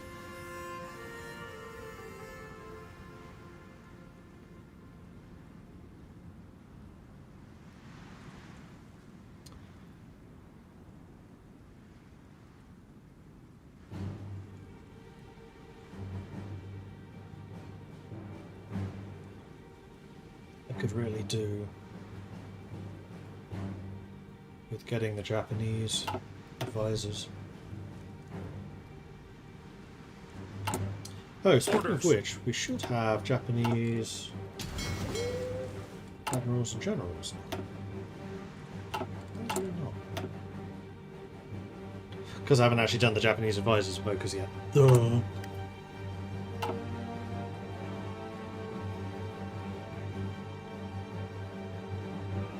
Oh, naval invasion happening against Caroline Islands.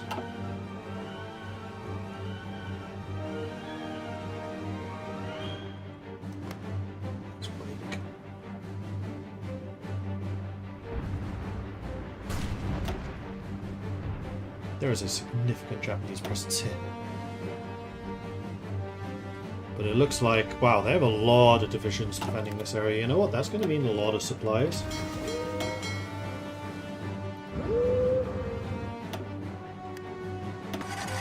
Wait. That's submarines versus submarines. Good luck with that. Lost a bunch of convoys.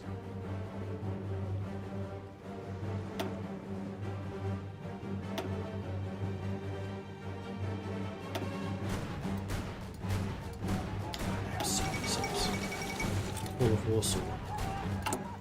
I am seriously beginning to think I probably should be investing in destroyers just to help Japan out against the American submarines. I think that could make a big difference.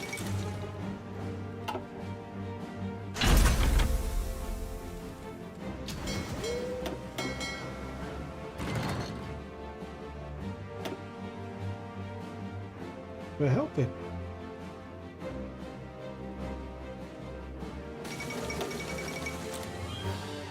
Alternatively, we could put depth charges and sonar on our cruisers. Make them more expensive, but only marginally. That's probably a better use, actually.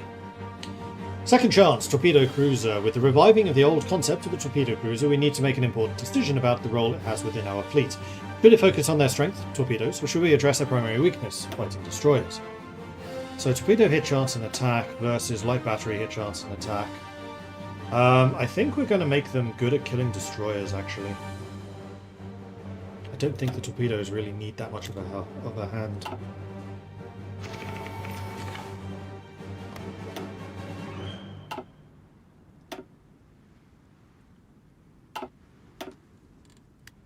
Can I upgrade you? No, because I don't have sonar. I do have depth charges, though. How much are they? 90, 40, so 130 production more. It's not terrible considering these things are already 2,000. Maybe I'll do that. Although just making a bunch of cheap destroyers that have sonar is probably the better idea. Hey, there we go. We have our naval headquarters. Let's go ahead and put Gerardo in there. And Cavite has also leveled up. Cavite is the refurbishment.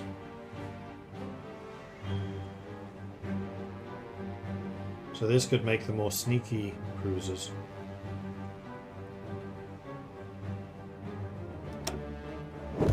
Let's do that. I probably won't use them though. And then we really need an industry. Let's get the Sugar Barons. I've already read their thing, so I'm not going to read it again. We are really close to getting another naval experience though, so that's good.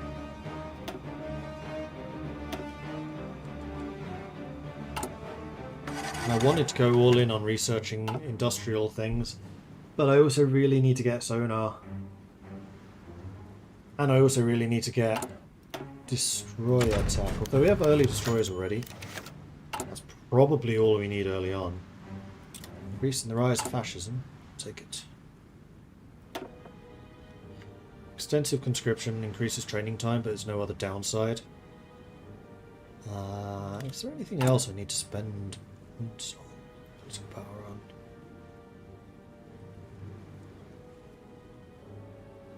Propaganda films would give me maxed out war support. Let's go ahead and do that. In an effort to improve public opinion towards the war effort, our propaganda minister selected the exceptional cinematic production 5 Scouts, a sublime viewing experience with strong patriotic sentiment, for screening across the country. We hope this heralds the beginning of a long and storied tradition of our patriotic film industry, and the results have been excellent so far. Could also do improved work conditions, though I don't think that's really necessary.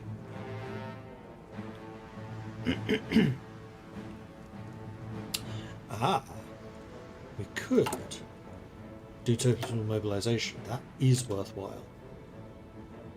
Yeah, I should probably have done that. Okay, so we're going to save up for 250 political power, and then we'll take a look at total mobilization with women in the workforce.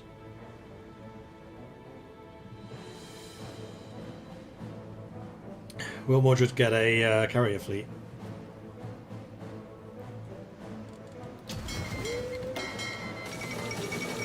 Finland rejects Soviet demands, enter the League of Nations. USA is still unaligned. Roughly equal losses. We still have dominance over Bismarck Sea, so naval invasions can absolutely continue. I mean, we could even do them.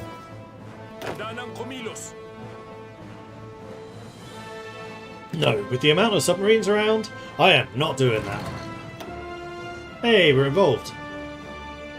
You sank nothing. Okay.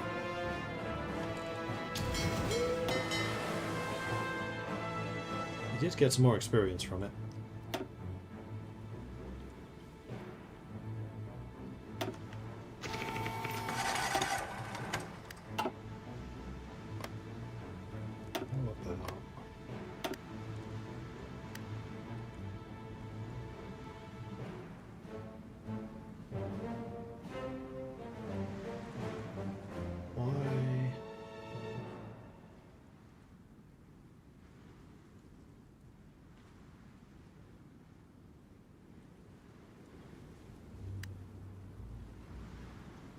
There you go, that's better.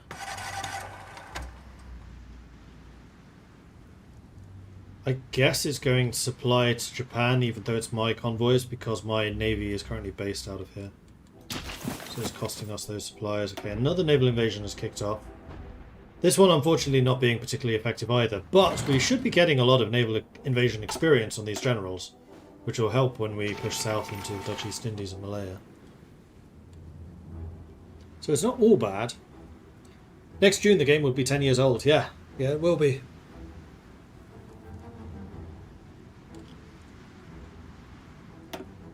Oh, you're involved. We did nothing.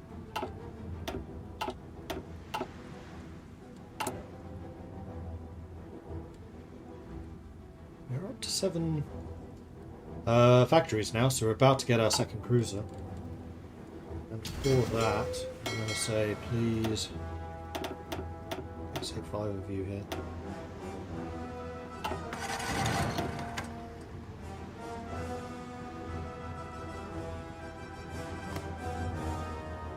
I like how my cruiser is just faster than the convoy, so it just leaves. It's like, I'm not protecting you guys, bye! Alright, it is time for us to get naval doctrine. Hang on, no. Let's first get maneuvering, coordination, signals training. We'll wait the extra 2 because I want to make sure that as my generals level up, they're actually going to get the full benefit of leveling up.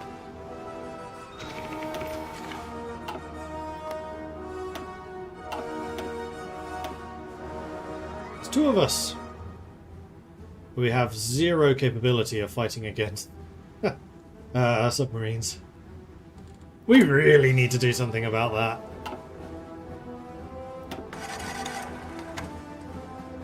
I dislike how you're not sinking any convoys either. The White Dead. As war has come to Finland, many hunters, Huoleskuna militiamen and shooting club marksmen have taken up arms to fight off their oppressors. Alright, so with that we're going to get the loot on transport, textile mills, Mindanao transport, and then either gold mining or land reform. Although already the most developed part of the Philippines, it's also the most populous and industrial, and therefore its transport routes are in high need for further investment and expansion. Ah, now I can cooperate with the sugar barons. Oh, this requires us to be at peace. Unfortunate, because getting Max Ace with an extra 2 planning skill for our field marshal would be amazing.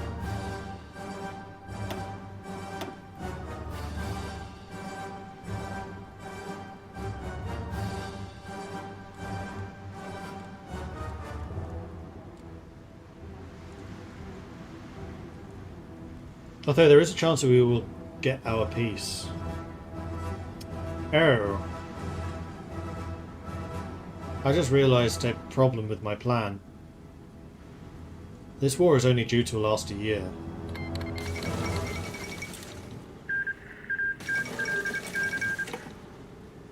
Which means that if I get women in the workforce, that's going to turn off as soon as we're no longer at war. That's ambitious. Dangerous, but ambitious.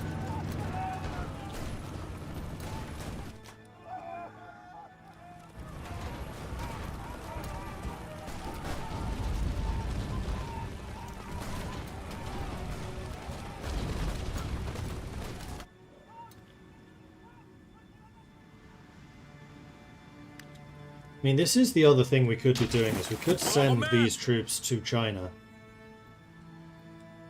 Though there isn't a lot of forest over here.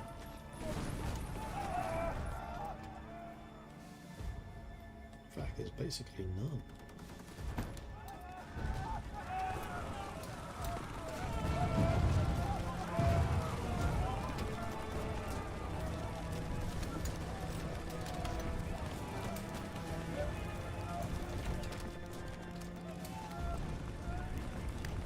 Deploy like over here, try to push to the river. We'll get us some army experience at the very least. I'm not seeing any real danger of naval invasion, because at the moment we seem to be on the offensive in the islands. We do know that there's American convoys around, but we've pushed them back a fair bit. You know what? Let's give it a try. Then at least I can pretend that I'm helping the Japanese.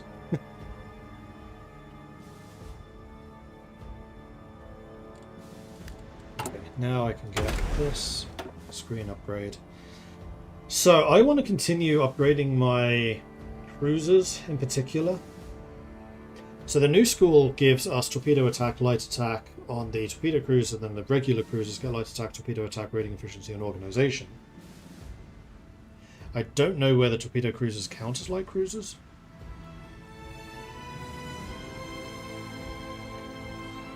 Anti-aircraft, no. Screen support requires support ships. Torpedo primacy, torpedo attack, depth charges, organization. I mean, actually, that combination would be really quite potent for us.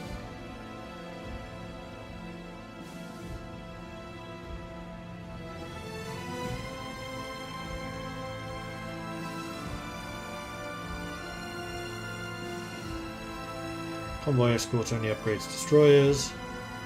Integrated operations. Screening efficiency.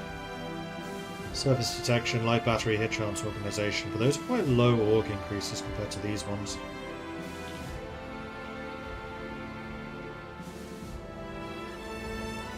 And the US has a lot of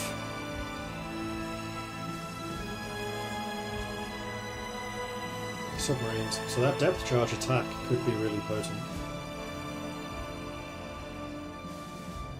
And the sub-detection on the destroyers too. Yeah, alright. Torpedo primacy it is. Because I honestly have no idea if torpedo cruisers count as light cruisers. I'm hoping they do. Luzon transport is done, so let's go and get the textile mills. We are now in the midst of a major push into a more industrial economy, and the backbone of this is the textile industry. If we are able to produce the basics ourselves, then we'll never again be reliant or vulnerable to foreign influence again. Actually, our army is almost done training. Attention! Off we go.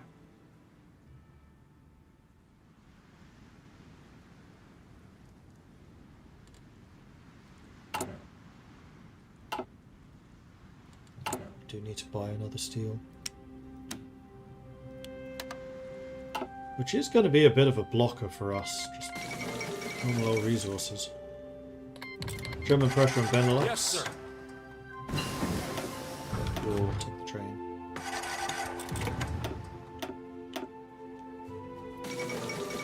Stop! No, it's because I'm frozen. All in. Keep on attacking! Stop! Ready.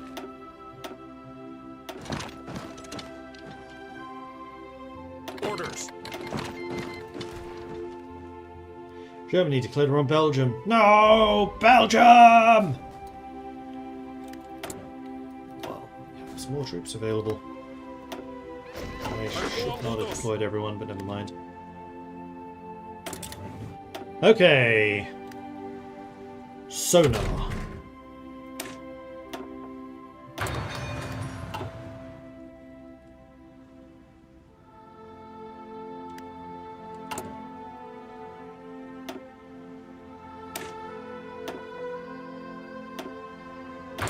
Change who's getting the funding for this to the escort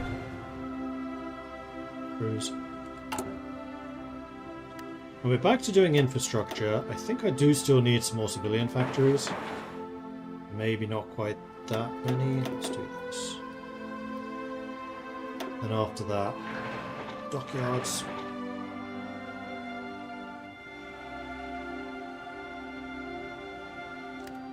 I like it. Make that happen. We still have 2 ships out here in Bismarck Sea. Definitely getting some more experience, so we are catching stuff. I might need to send these ships in for refits. so that they can also get the sonar. Doesn't torpedo cruiser depend on whether you give it the light or the heavy battery? Yeah, probably. Which is why I'm kind of wondering, because it does differentiate specifically with the new school. Torpedo cruiser, torpedo attack, light cruiser, light attack, torpedo attack. Whether that is additive, I suspect it probably is. Otherwise the torpedo school would probably have more stats.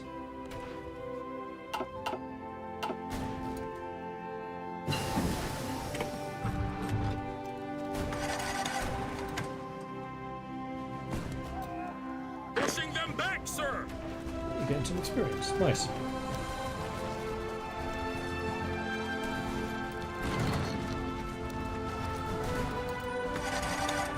We're helping.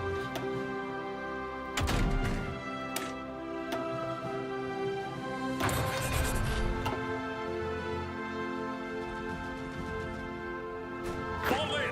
Oh, reorganized government of China has been established.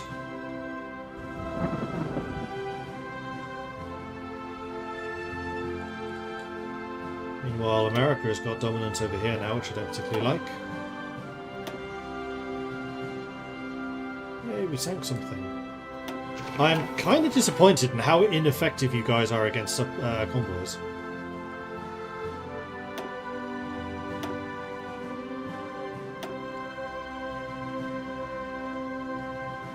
Need to give you a higher attack, I think.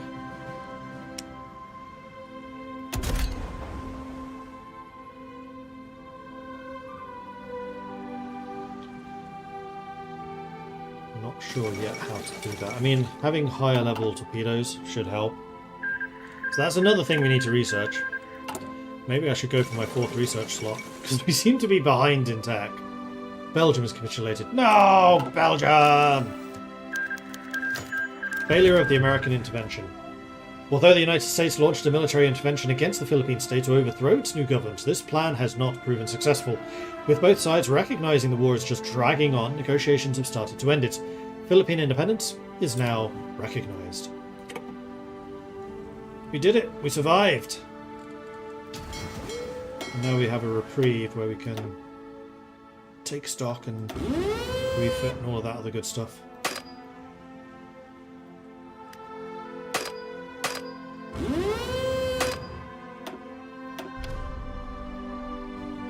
Cool.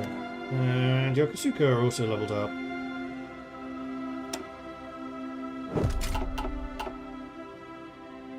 Alright, now let's fight a land war in Asia. Ready. Because that seems like a really good idea. Let's plan that. This will allow you to use my ports. So what am I short on? Infantry equipment, artillery and support equipment. Yeah, the latter of which I don't produce at all. I do still have my subsidy with America, but they don't want to sell me anything anymore. For some reason. I can't imagine why. Let's go ahead and buy some support equipment from Romania. You don't like me enough. Why are you even displaying?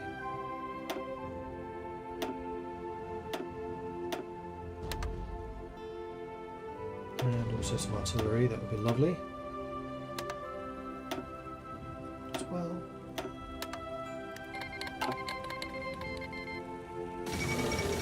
Fall of Paris, while fighting still rages elsewhere in France. Bandana. France itself has capitulated now. That seems like a whole lot of negativity to me. Partito Sactilista holds rally. Go ahead and do that. We're still at war with China. Right, so women in the workforce was irrelevant.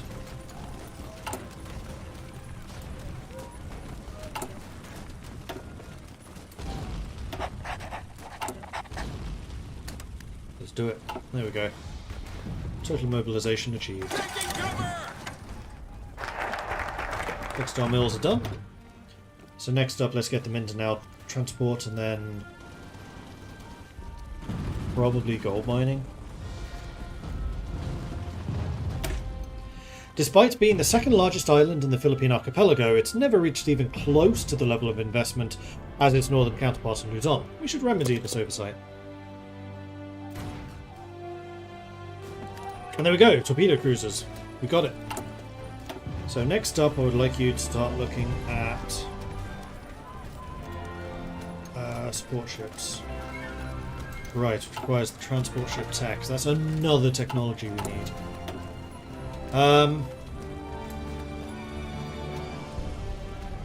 So many things I need to do.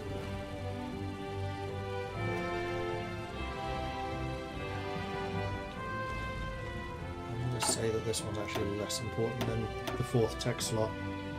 Never been fighting against technology as much as I am now. Didn't have this problem in the historical run. Established in 1901, the Philippine Scouts Organization comprises the largest contingent of Filipinos serving in our military, and we should continue to support this unit and ensure they are given the best possible training and equipment to fulfill their role as the specialist force designated for protecting the homeland and fighting in China. Masinta.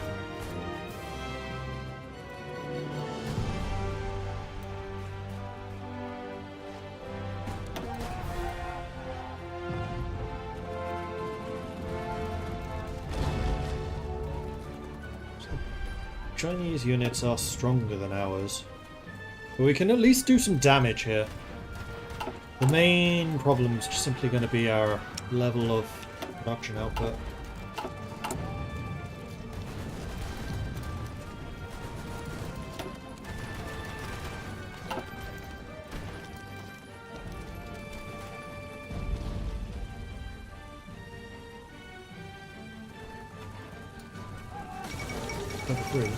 Soviet-German trade agreement. The Soviet Union and the German Reich have signed a commercial agreement between them.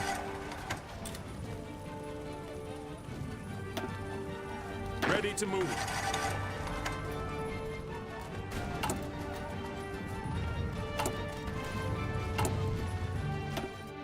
We might actually need to build some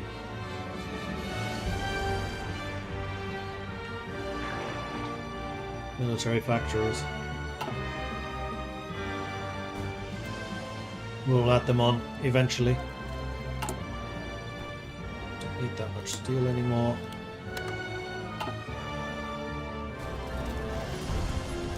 Green!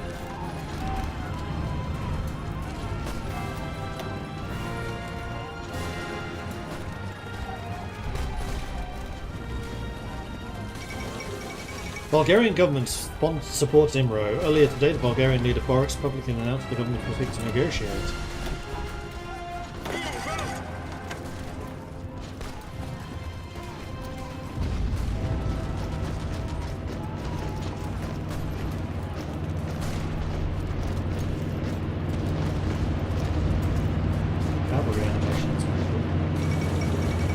Formation of the Greater East Asia Co-Prosperity Sphere, the proposed objective of ensuring economic self-sufficiency and cooperation amongst the member states, along with resisting the influence of Western imperialism and Soviet communism. Fuminara Konoe has today announced the founding of the Daitoa Kaiyukian. Whether this is truly the objective of the Union or just another careful ploy by the Japanese propaganda machine is still top of everyone's minds. So we now have strategic resource control as our primary goal. The more resources we control, the higher our factory and dockyard output will go.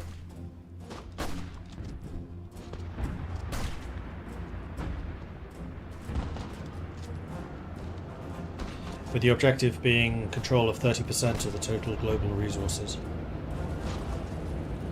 We do have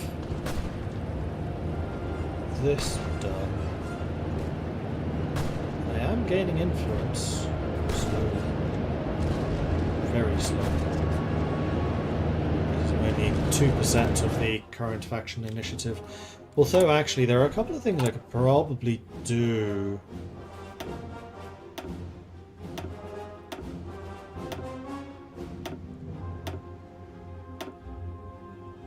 Ah, this is where the manpower thing is, so... Institute Joint Command. We need to have 146 divisions. Which actually, we're only 7 away from. So there's not a million miles away.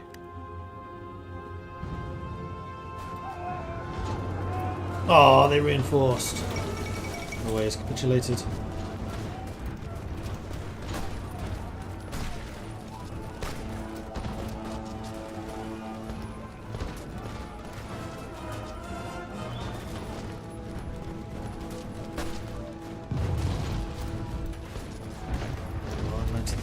7. Damn it! Yes! No! Come on, reinforce before they move in. Yay! The tanks arrived. Okay, now we can really surround this province. Commands! Gaining experience. We were taking losses too, but now we're helping! I should also research, or rather not research, but build a torpedo cruiser. So this is going to have Tier 3 battery, Tier 3 engine. It's going to be made by Yokosuka. It's going to have armor. I should probably upgrade that. It's going to have sonar. In fact, you know what? We'll hold off researching this until we have sonar.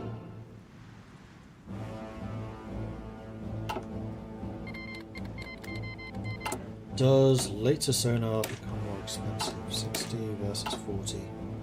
So yes.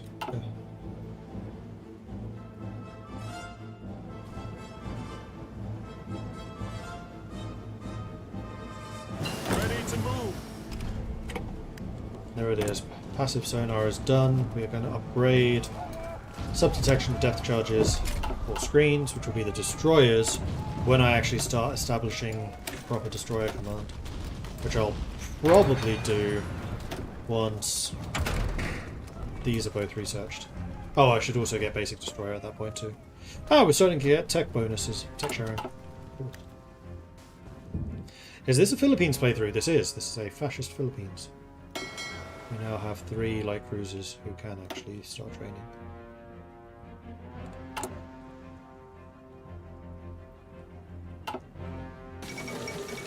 Zardamil Bulgaria has joined the Axis. Roll in.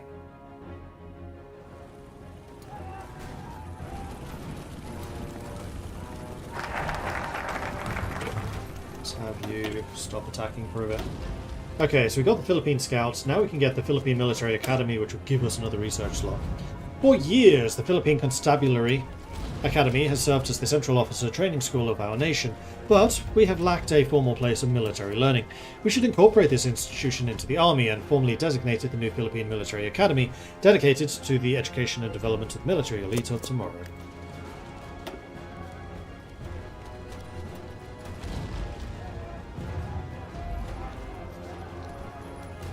Wow. Wait, we're mostly fighting Ninja. We're not. I was like, oh, 494,000. No, it's missing the K. We've been getting absolutely hammered over here, so I think we're going to be adopting a primarily defensive posture. I think that's probably the better idea here. But once these two are researched, then we can start putting out a couple of basic destroyers.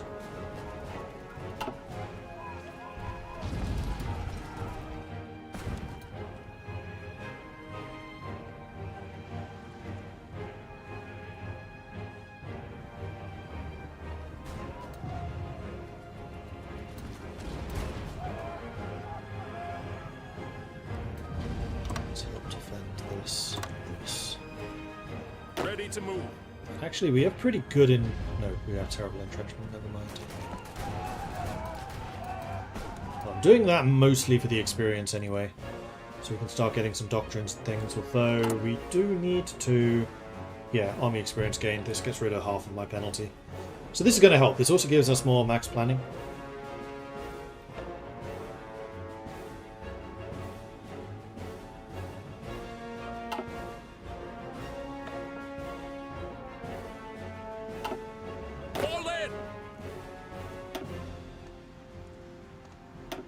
You don't have a high command role yet. Once you get level 4, you can pick one. We have no chief of army, so we might well try to make you a chief of army. Maxese, I think you're the same. Yeah, both of you can pick one. Instruction 4, done. We really need to continue working on these, although we do get some nice shared tech bonuses, because we are really far behind in terms of technologies. And we just finished that cruiser. Let's build a couple of convoys. until the tier 2 sonar is done, and then we'll have tier 2 sonar depth charges which we can add to the new torpedo cruisers, and we'll use them as like a versatile do everything a little bit type ship. What are the maximum factories the Philippines can accumulate in gameplay? Quite a few. Like in my historical game yesterday, I think we had like 80.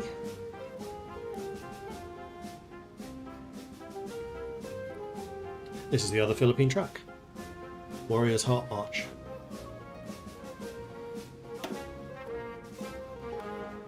Inspired by the Philippine Army Orchestra music.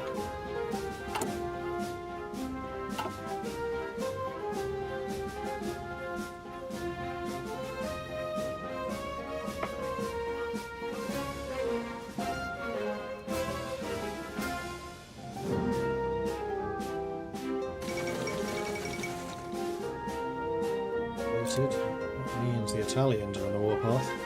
No, the Germans. Oh. Ethiopia still hasn't fallen either.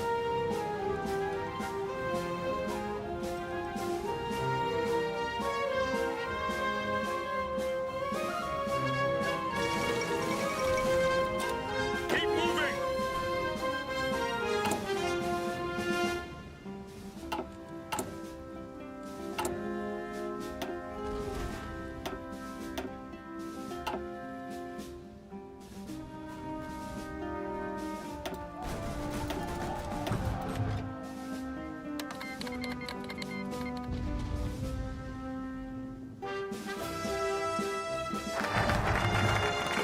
There it is, Philippine Military Academy is done, so we finally have 4 slots. Let's start really beefing up our industrial output.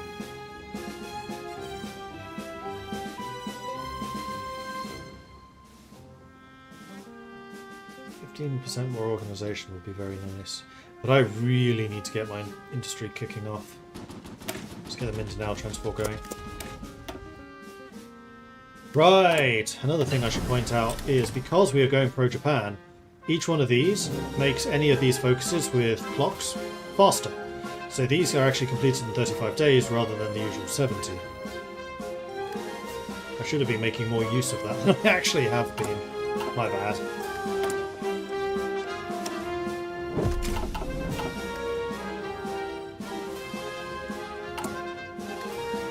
And that was sonar.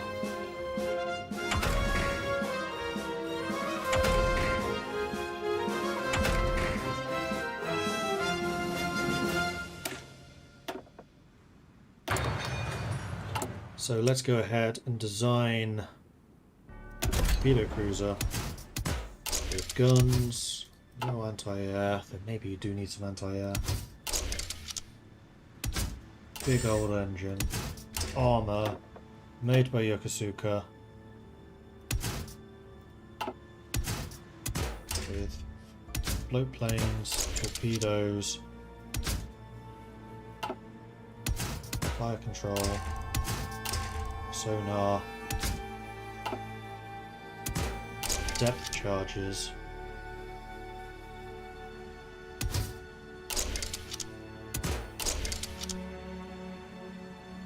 do I just make these really expensive? I think I do. So they're not nearly as fast as my other cruisers.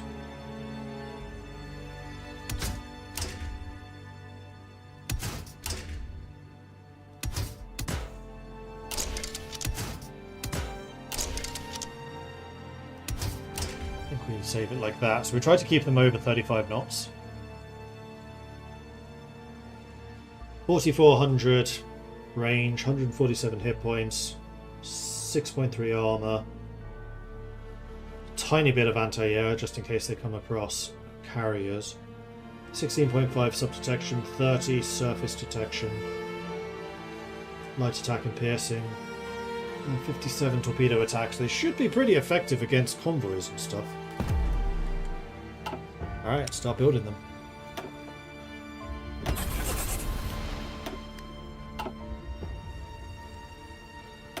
Manufacturing goal. Hey, we did the Institute Joint Command because we have sufficient units. So we've now unlocked all of the capabilities of our faction, which is nice. Declare war on democracy. Requires us to be at war with a democratic nation. That's going to be coming in a year.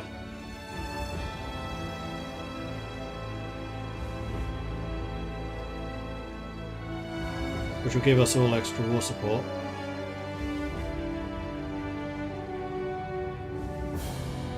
Getting more armoured forces would give all of our generals one extra attack. That's quite nice.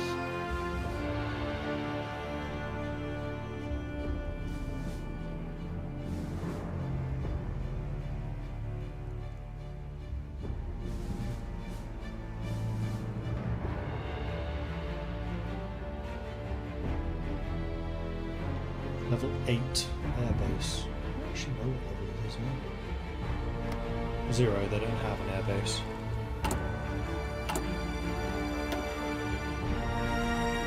Because fortifying Manila would certainly be nice, but I don't think it's particularly important. Institute joint command structure, faction land facility greater than 0. We already have naval and aerodynamics.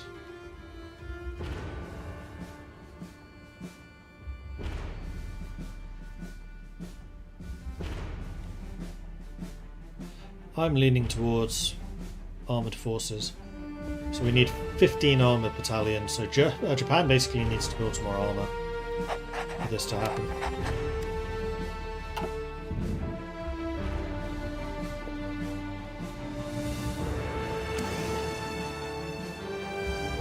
Oh, cut off.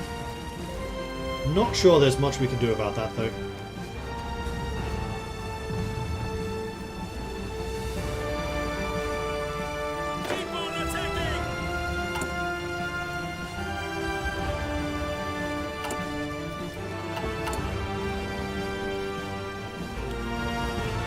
Short on steel again, so we probably need to buy some more of that.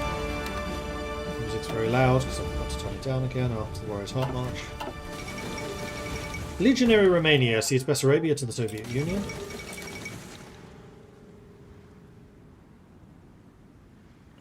That German incursion has been virtually wiped out now.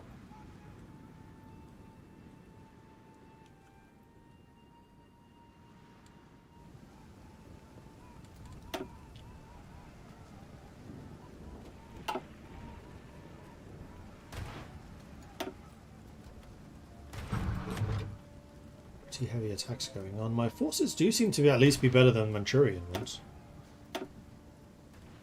Not nearly as good as the Japanese, but kind of where I would expect them to lie in terms of combat capabilities. We're at 30 factories, which is more than Manchuria.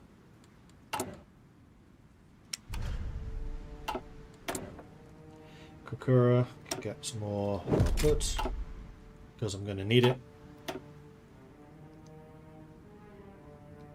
So I think I'm going to get land reform because it's going to be faster than the gold mining. So that I can get open borders.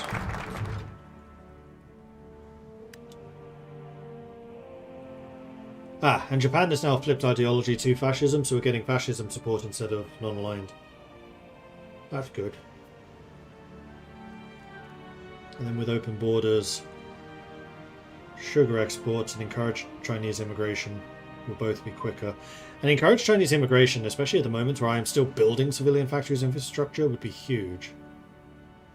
So let's get that land reform. Wealthy landowners still dominate the agricultural sector of the Philippines. We must demonstrate that we are a modern nation and not a feudal one. The state will implement compulsory purchases of these vast estates and sell parcels to smallholders and corporations for even more efficient cultivation and use. And I do have enough to add another person.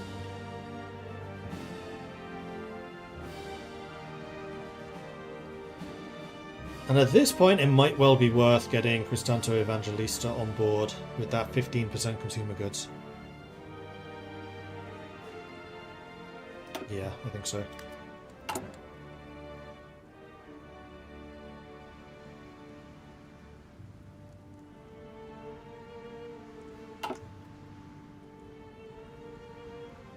And Sordian wants me to drink some tea. Unfortunately, I am, out of tea, but I still have water, so cheers.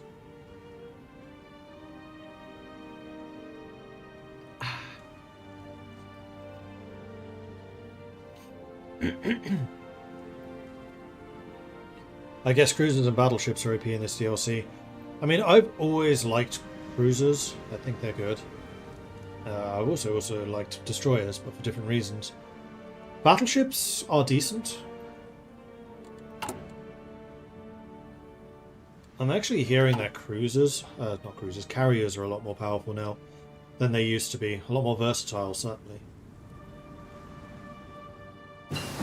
But as you may have noticed, I don't tend to go for carriers very much, I think they're too expensive. Especially because you also have to invest in aircraft, and I do not have the military factories for that.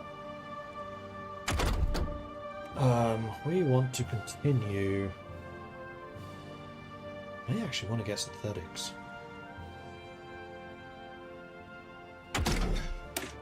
I'd also like to upgrade my artillery capabilities. Attention. Italy declared war on Greece.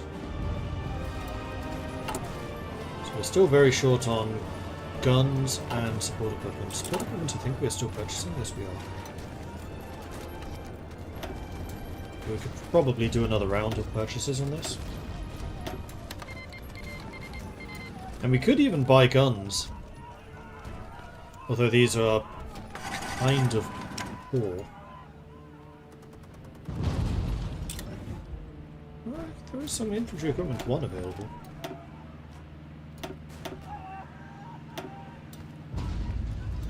Ten deliveries. Select it.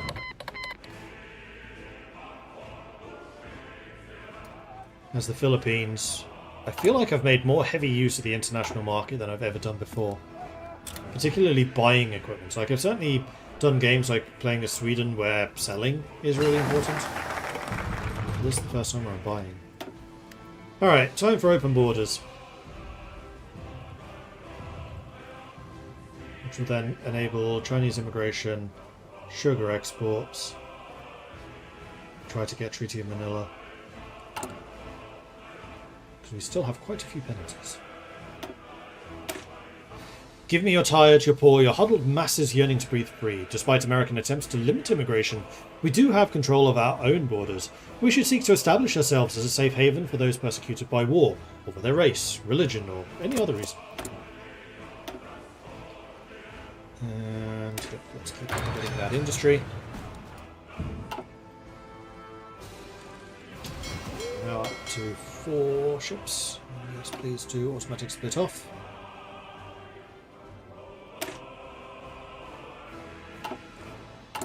When do we get our first torpedo cruiser? January 41. But these are almost double the price of the old cruisers. So, oh, hang on. We can get another slot.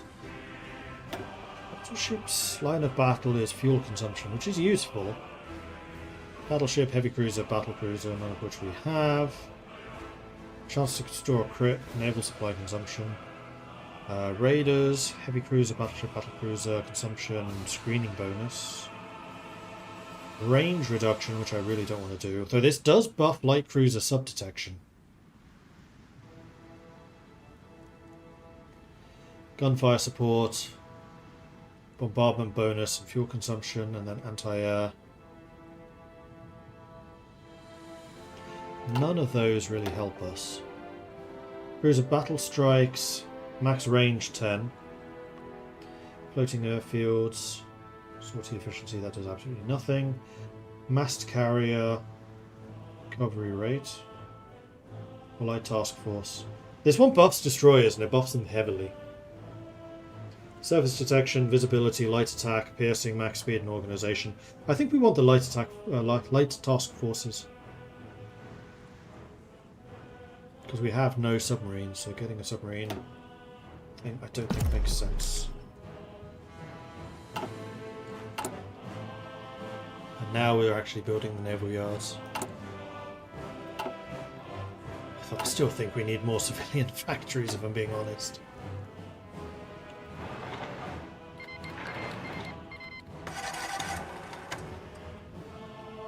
Let's do those after the dockyards. Something like this. Germany declared war on Yugoslavia. Orders.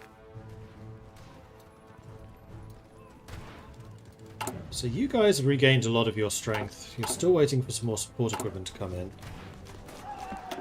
I think I might buy one more round of support equipment around Iraq. Right, that's why I have no civilian factories, because I'm currently buying 6 worth of equipment. Yeah, don't overdo it. They're useful, but don't overdo it. Haven't looked yet. Did we change coastal defense ships to make more sense? We tried.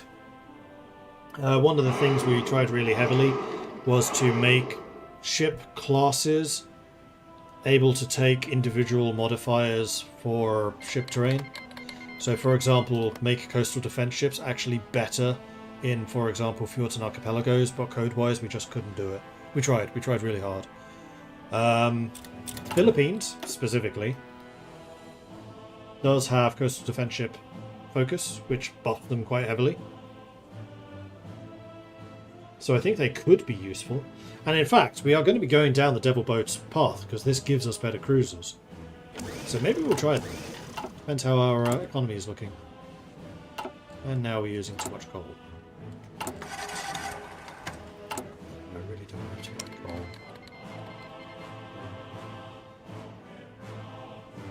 Japan stopped selling me steel. That's not ideal.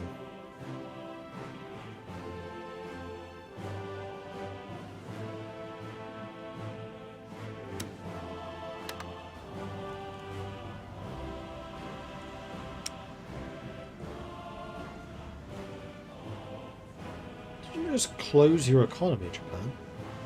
They totally did, bastards.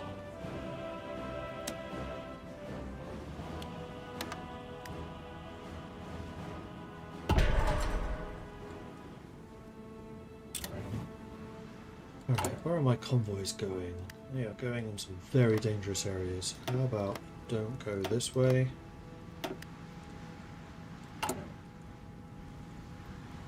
And we don't go this way.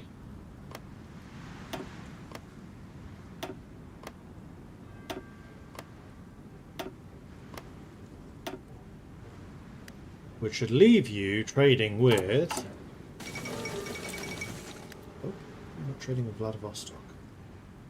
Oh, that's trading with Iraq. That's fine.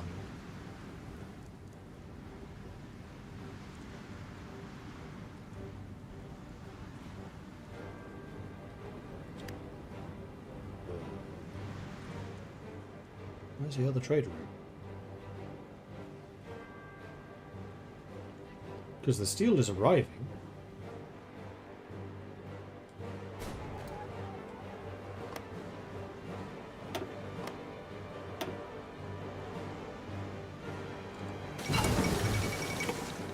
Torpedoes. I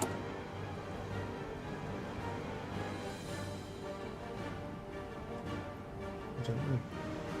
One area I definitely never, ever want to see you is in the Mediterranean. That place is just a death trap.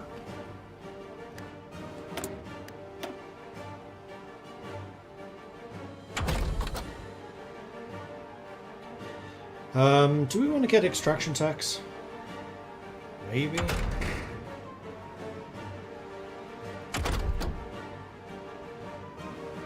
I think we're going to go for the synthetic oil and see if we need to get synthetic refineries or not.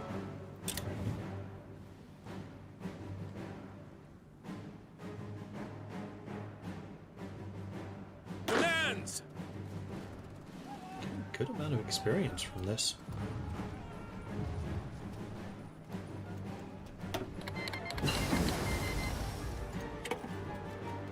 We declared war on Ecuador. You apparently are under constant attack from up here. Considering how low your organization is at the moment. South America, assassination of Trotsky. And... yeah, let's get the excavation tax, because then I don't need to buy in coal. Which would resolve a pretty serious headache I have at the moment. Nanchang has fallen. Or will it be about to? Really doesn't look like Japan's doing very well against China right now. Even with my much needed assistance, I was going to upgrade my torpedo cruisers with tier 3 torpedoes.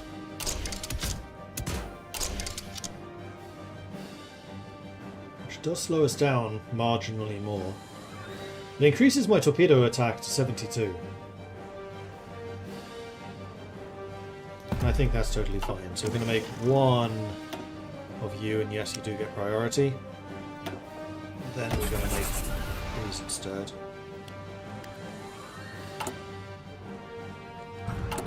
And we're also going to design a basic destroyer. No, I want tier 1 destroyer.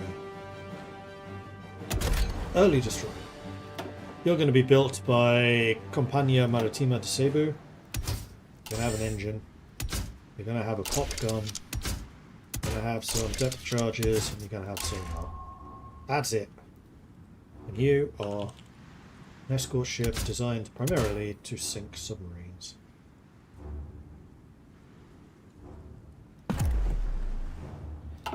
And then I want to build escorts as a secondary priority. Like so. What does this DLC add? It adds a absolutely phenomenal focus tree for the Philippines. Like it's honestly groundbreaking in just how good it is. It adds focus trees for Japan, Nationalist China, Communist China, some minor reworks for some of the warlords and also Manchuria. It reworks navies. It adds the faction system, so there is now proper faction interactions and interfacing, and also completely overhauls how doctrines work. Right, and I do want to research transport ships, but I think I want to get the destroyers out first. The support stuff is much lower priority. There's the open borders.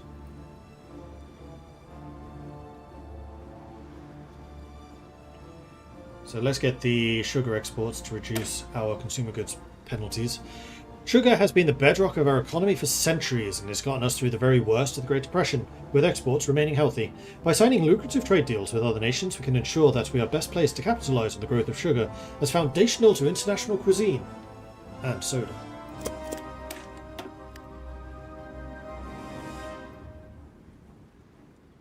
Ano po ang utos?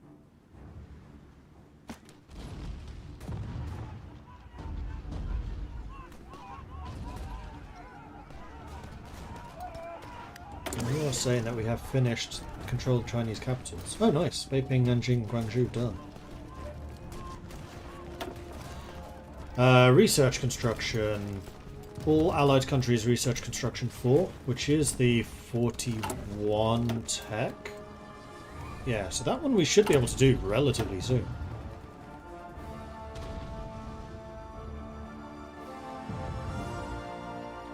Industrial expansion, have at least 150 civilian factories, we're a ways off of that. Military even more so. Have at least 10 members, unlikely. Control Singapore, Guadalcanal, Wake Island. Singapore I think is very doable.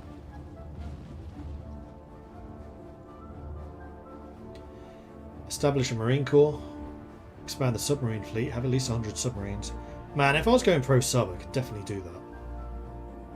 Control Chinese metals, we need to take Nanning and Guangxi.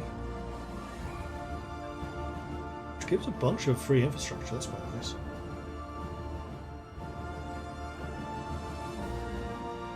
I think the Malayan resources are more likely.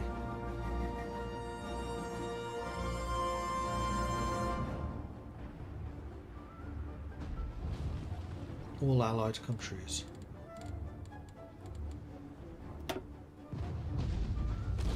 Menguko, Manchuria, reorganized government, and me. I don't know how many research slots Menguko and Manchuria get. Manchuria probably 3. Menguko might be 2 or 3. I can find out. Menguko?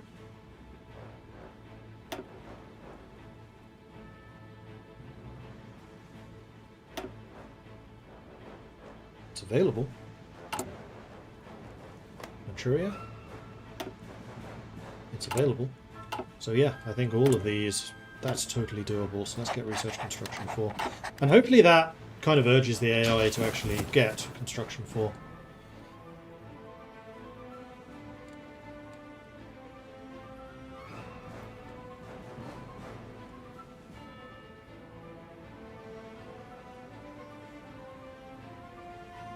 Oh, Germany's landed again.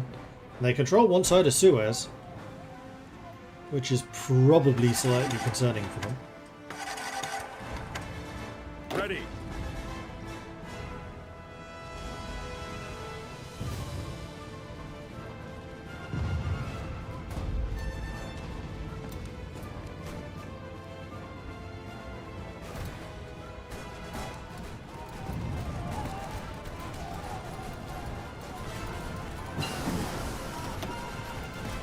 So we start probing forwards once more. New technologies. We could get better artillery, but we're not really in a position to produce that. What do my infantry have? They have engineers, scouts also have engineers. So what about if we upgrade, well, I don't know, the engineers? This seems like a generally failed push. Well, maybe not necessarily. Japanese are helping us here.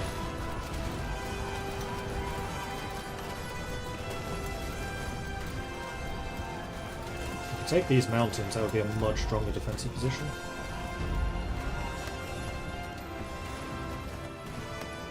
I saw trees and I got excited. I was like, ooh, forest! Denied. No forest here.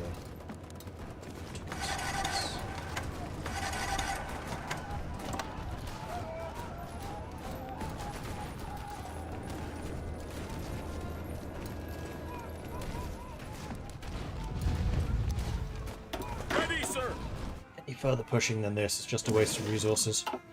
So don't do it! Peru and Ecuador have made peace, and we have got sugar exports. Let's encourage Chinese immigration so we can get the civilian factory and infrastructure construction speeds. Chinese merchants have proven to be exceptionally entrepreneurial in setting up small businesses and shops. We should harness this influx of talent and money and encourage more growth in this sector.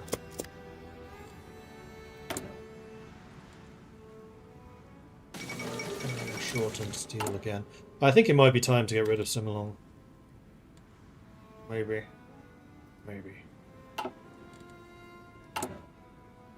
Ah, the ferries are now available. Question is whether I want to spend this much. This many convoys. And right now the answer is kind of no.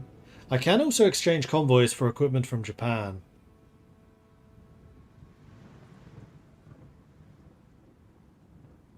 So if I needed artillery, for example, I have the means to do it.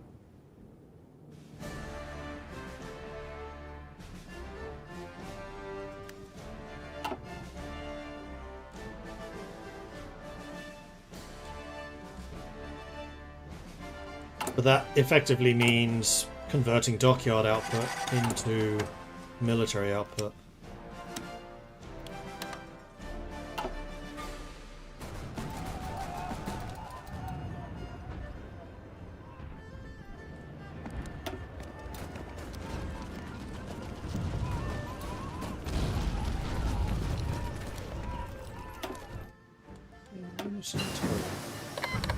Right, I can also spend experience in upgrading my rangers. But I think first of all what I want to do is get meticulous preparation. Yeah, the other stuff I don't care as much about. But just so that we're in a position when these guys actually level up, which they're actually quite close to doing, they get more skill points.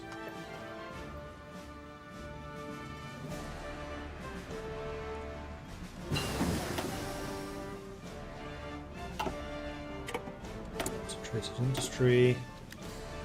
That's too far ahead of time, but we can definitely do this. We can definitely do this. So hopefully our industry can now start to catch up a bit. We're about to finish the last civilian factory, then we're back onto dockyards, then another civ, then infrastructure, then mills. And with the Chinese immigration, the infrastructure and the civilian factories will be done faster. Did the Dutch East Indies get anything this DLC? No. In the next one they will. Dutch East Indies, Siam and Australia is Thunder at Our Gates content. Actually, one of the reasons I quite like the expansion pass system is the fact that we can talk about upcoming content more openly. Because it all gets announced at the same time.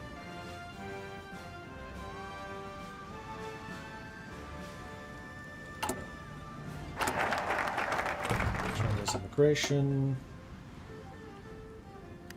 Alright. Do I want to get bicameral legislature? That will increase my construction speed. Where are my penalties at now? We still have consumer goods penalty, resource gathering, and then some worsened ideology drift, so that goes. Could do subsidies. That is one of the quicker ones. We do still need to do the Japanese advisors so we can get all of their buffs. But I think now is probably time for the Philippine Army Orchestra for that extra organisation. The Philippine Constabulary Band is one of the foremost military bands in the world. It was given the honour of playing at the US President's inauguration, which is true. We should integrate the band with the army, with the military, to better harness the power of music for our soldiers, and use its uplifting energy to instill national vigour and to rouse them to ever greater feats of bravery.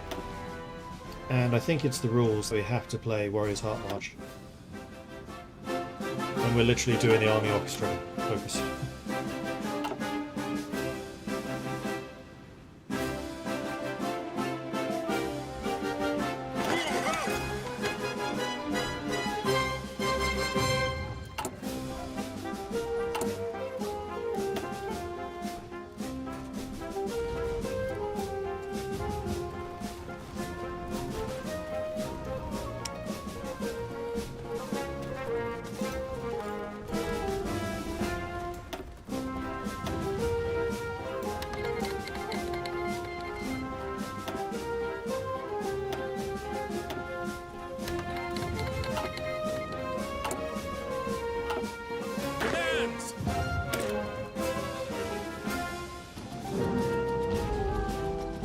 Stuff from all over the place. How much of my army is in China? All of it. Hey, we have a torpedo cruiser.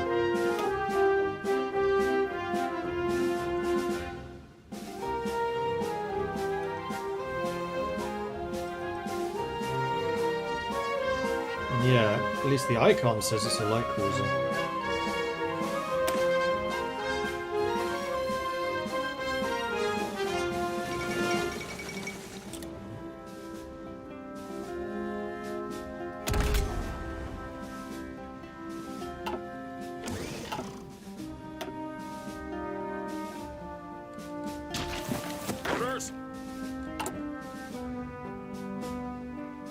And we're starting to build our escort destroyers now too. Move out!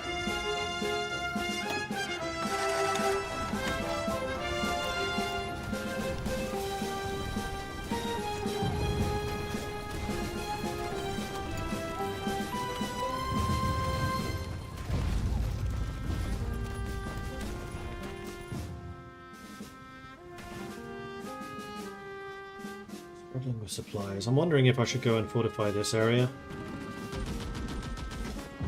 Although actually you're having even more supply issues.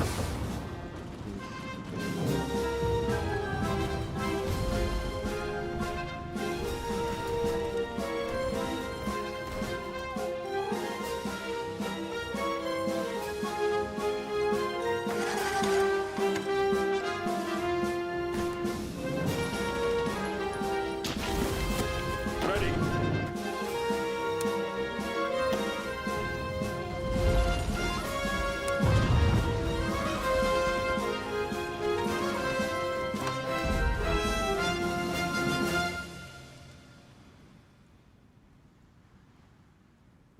Oh, I think I just found the forests.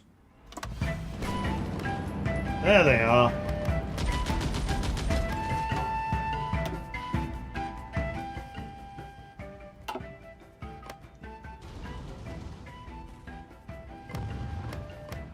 there's loads of forests down here. Ready. And this matters because we've got rangers. So this is kind of where we should have been based all along. Oh, we've very nearly got organizer and infantry leader on Vincento. Go to the rally, give me some fascism. Excavation 1 is done. I'm going to just continue down there with the different excavations. Does that fix my coal problem? It does. Good. Don't need to buy any more of that in. Marvellous.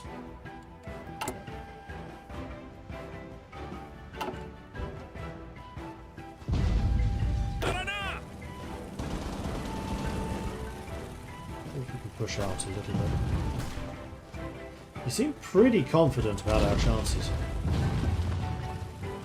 Let's get some more planning preparation real quick. And then we shall consider it a bit more hard. Although we do have 2 divisions still moving. The rest of you are now full. There we go.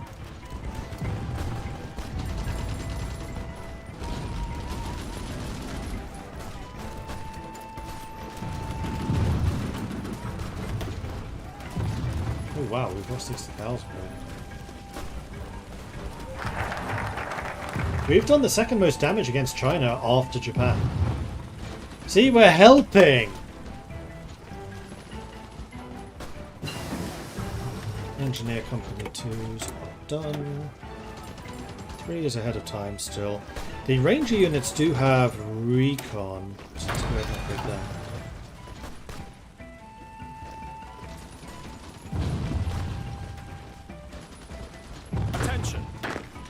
One of you at least to be in the city. And there we go. Vincente is now level 4. I want you to be an infantry expert because you are definitely going to be commanding infantry. Infantry expert, yes.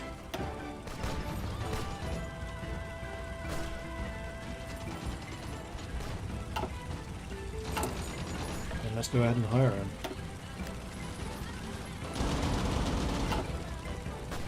Sir. So where's the next supply base? Who can't?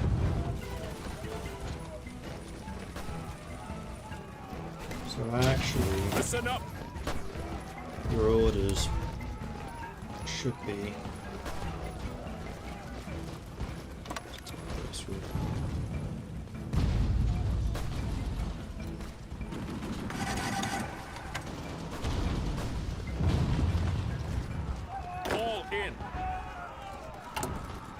Oh, focus. Shoot, we lost some time there.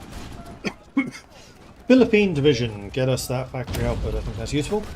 The Philippine Division is charged with the defense of our islands, but is poorly equipped and understaffed. We should seek outside expertise and leadership and ensure we have more modern arms and equipment for our troops. Speaking of which, this crest is the Philippine Division crest. And if you look carefully, you can see the crest that these guys are wearing. Which path did I go? Democratic or fascist? Fascist.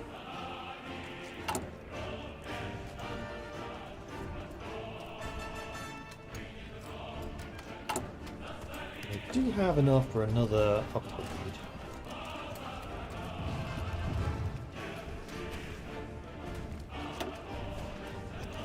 I think it is going to be reasonable for us, 140 days plus this, to get self-reliance defense. And then at that point we can get Paulina Santos as our Chief of Army. I think that's fine. June 41. There's a lot of Japanese units moving out to the islands for some reason.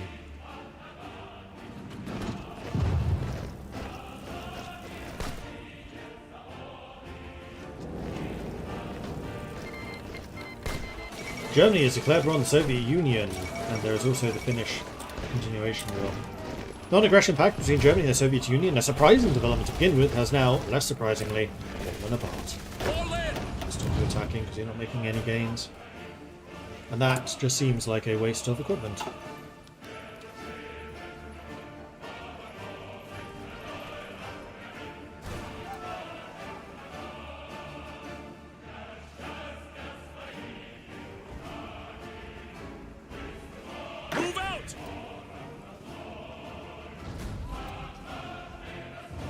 to move. XSA is well on his way to level 3. Nice. Another place that we could help out would be down here.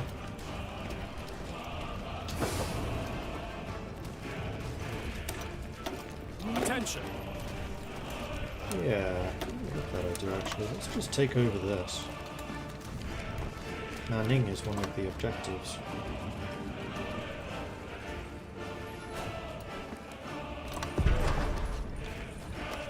Dana. Probably because it's against this. Listen up.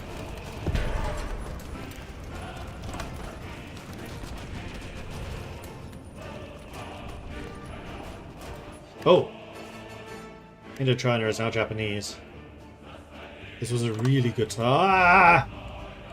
Move out.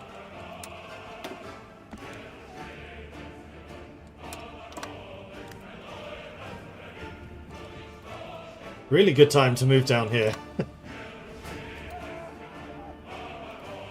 While the borders are kind of all over the freaking place.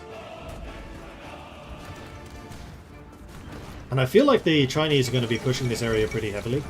Empire of Japan demands French Indochina, taking advantage of the French weakness in light of the struggle in Europe. The Empire of Japan has coerced the new government to surrendering control over Indochina. So let's make sure we're guarding all of this.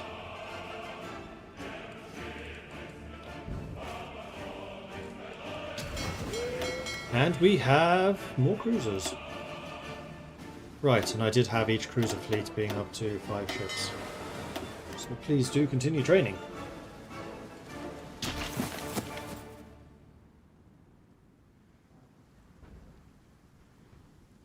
Attention.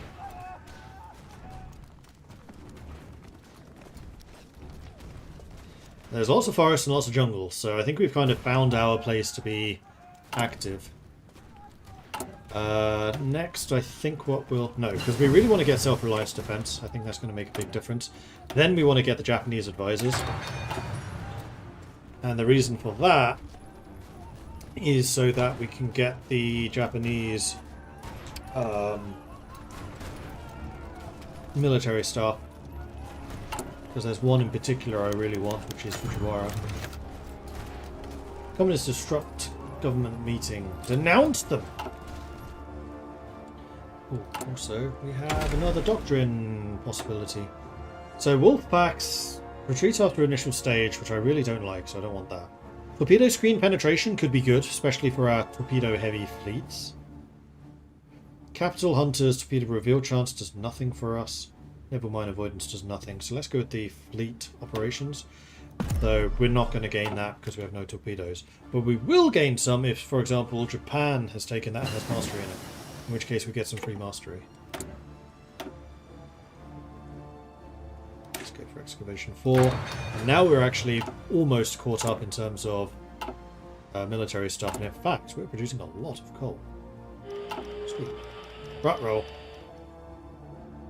Japan's going south. They can't actually attack me, I'm in their faction. But they're going south. What's the maximum population of the Philippines and the mainland after we've occupied the specified core territories?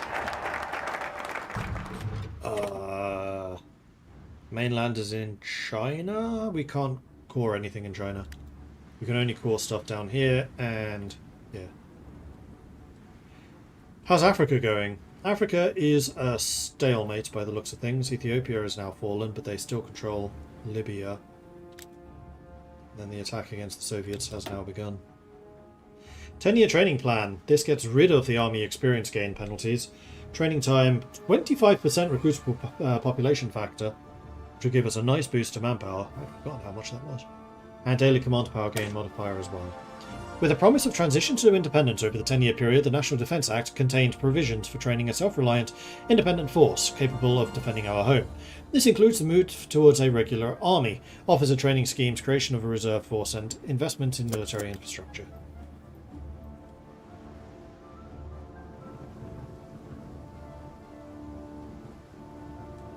Orders. While our troops are still being moved around.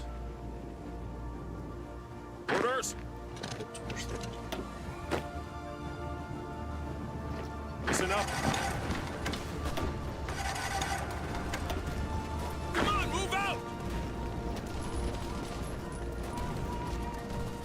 If the Japanese assisted here, we might well be able to push this. I'm trying to make the front line not quite so wonky down here. If I could straighten this out, particularly behind a river, take these two instead of these, that would be really quite nice, but it doesn't look like we're going to get support here. Keep on moving. No, and our units are taking a lot of damage, so let's forget that for now. Have I started to build any destroyers yet? Because I don't really have any dockyards assigned, so they're very slow. However, we are now doing the infrastructure in the Western Visayas. And after that, I think we're going to go many, many, many more dockyards. Because I would very much like to start developing the destroyers to help against American submarines.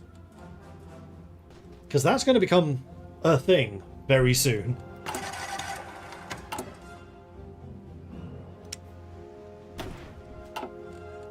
And yes, please do auto-split off to repair. And we have a destroyer, our first one. Excellent. Part of that is we should also start recruiting new admirals to see if we get anything useful.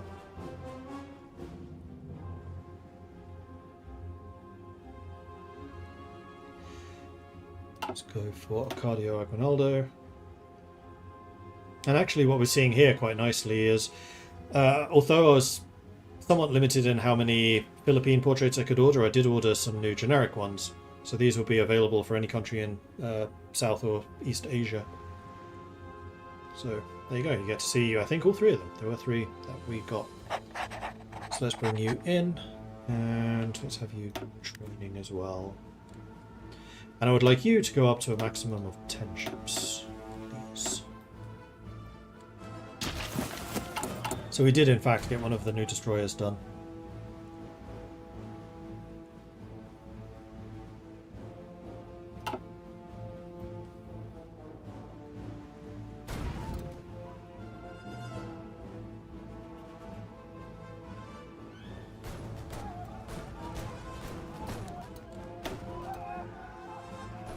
Chinese United Front have now lost 5 million. We have about 100 factories more than they do.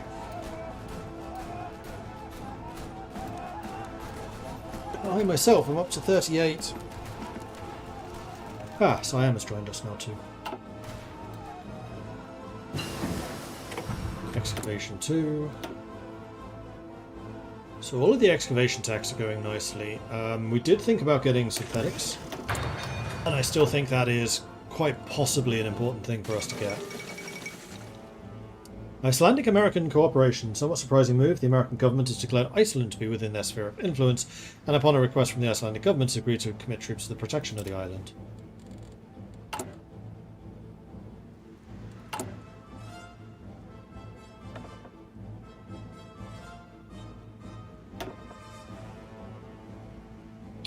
Now I'm going to move up to extensive conscription, just so we know for sure that we have the troops available should we decide that we can do something more aggressive. How many Filipino aircraft are we at? Well, we have one big aircraft carrier. We have the island aircraft carrier.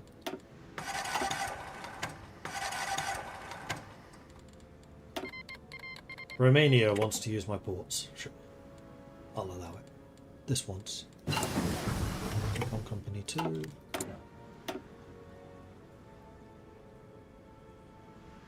Those are still ahead of time. I think it's probably worth getting the artillery now.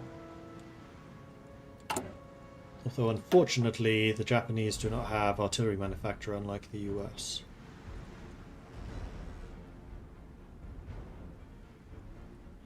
Oh wait, Ordnance Bureau, that's Communist China. US is Rock Island. So if we were communist, we could have an artillery manufacturer, but we're not, so we don't. Japan declared war on British Malaya. So this will hopefully complete these. In fact, we just completed declare war on democracy. So next up, military infrastructure is faction-controlled border states without infrastructure is less than 1. That's what's going to happen. Manila upgrade. Okinawa, Caroline Islands, develop Chinese metals. So to even select this, we need to have taken Nanning and Guangxi. And then upgrade their infrastructure to level 5 in each of them. And that would give us a bunch of extra resources, actually.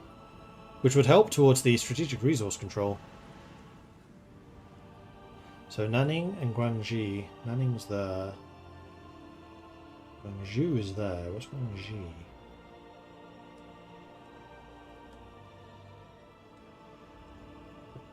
I swore that was down here too.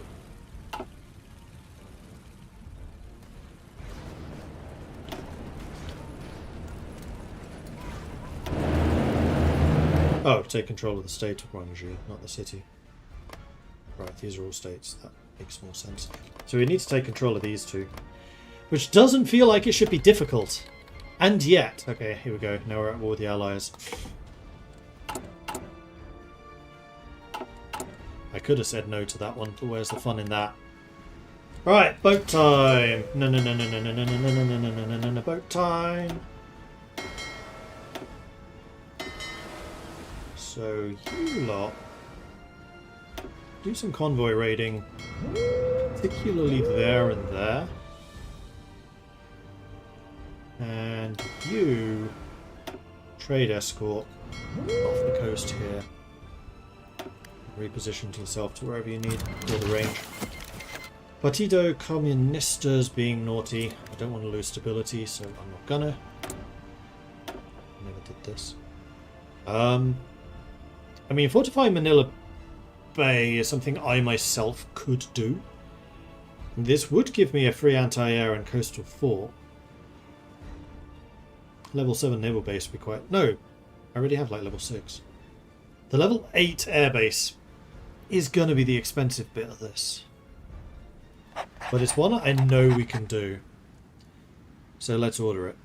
So we need 7 naval, 8 air, 2 coastal.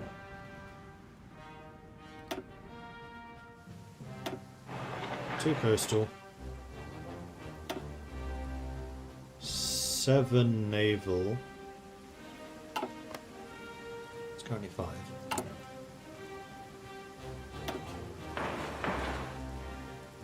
And then 8 air.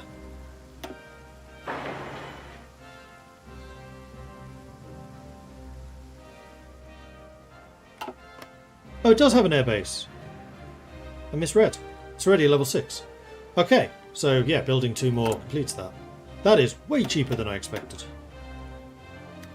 Do that. Non-aggression from Italy and Germany, I will accept those. And this is coinciding with a major Chinese offensive. But our lines are holding. We're actually decent fighters now.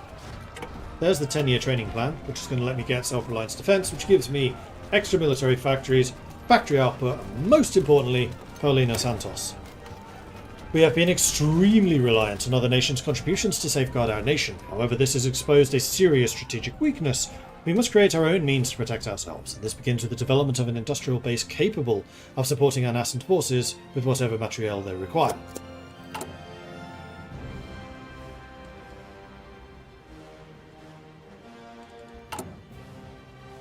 And we have sufficient guns, its support equipment and artillery we're lacking. But I'm not going to buy the means to do those just yet. Just a factory. And yeah, we are now at war with the Allies. So that begins. But that is unfortunately where I'm going to have to end this stream. I need to end a little earlier because I'm doing a Thanksgiving thing this evening. And I still need to go and prepare for it. So thanks everyone for watching. Hope you've enjoyed this. If you have, be sure to hit that follow button so you get notifications when I'm live again in the future. If you've really enjoyed this and you want to support the channel, then please do consider subscribing. Helps the channel out, lets me do more of this kind of content. You can, of course, check out the Patreon at patreon.com/MordredViking. All of these details of which being in chat below if you're in the uptubs, or in chat in... what did I say? Discord, cool place to hang out, nice people, come join us. I think that's everything I have there. I'm just going to go and see who else is streaming Hoi at the moment. And we'll consider throwing them a raid.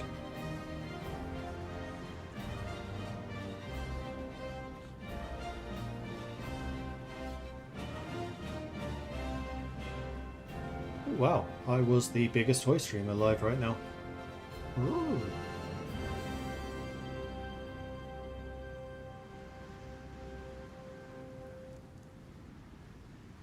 German, Russian, German, English, French, Russian,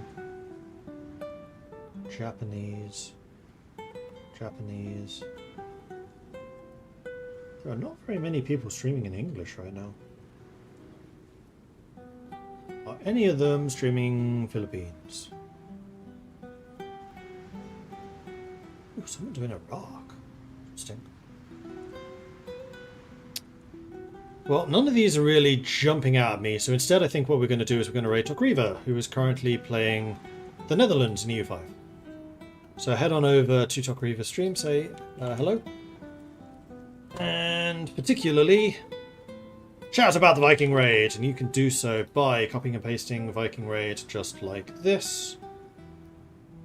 Or if you're a subscriber, you can bring in the Longships, just like this.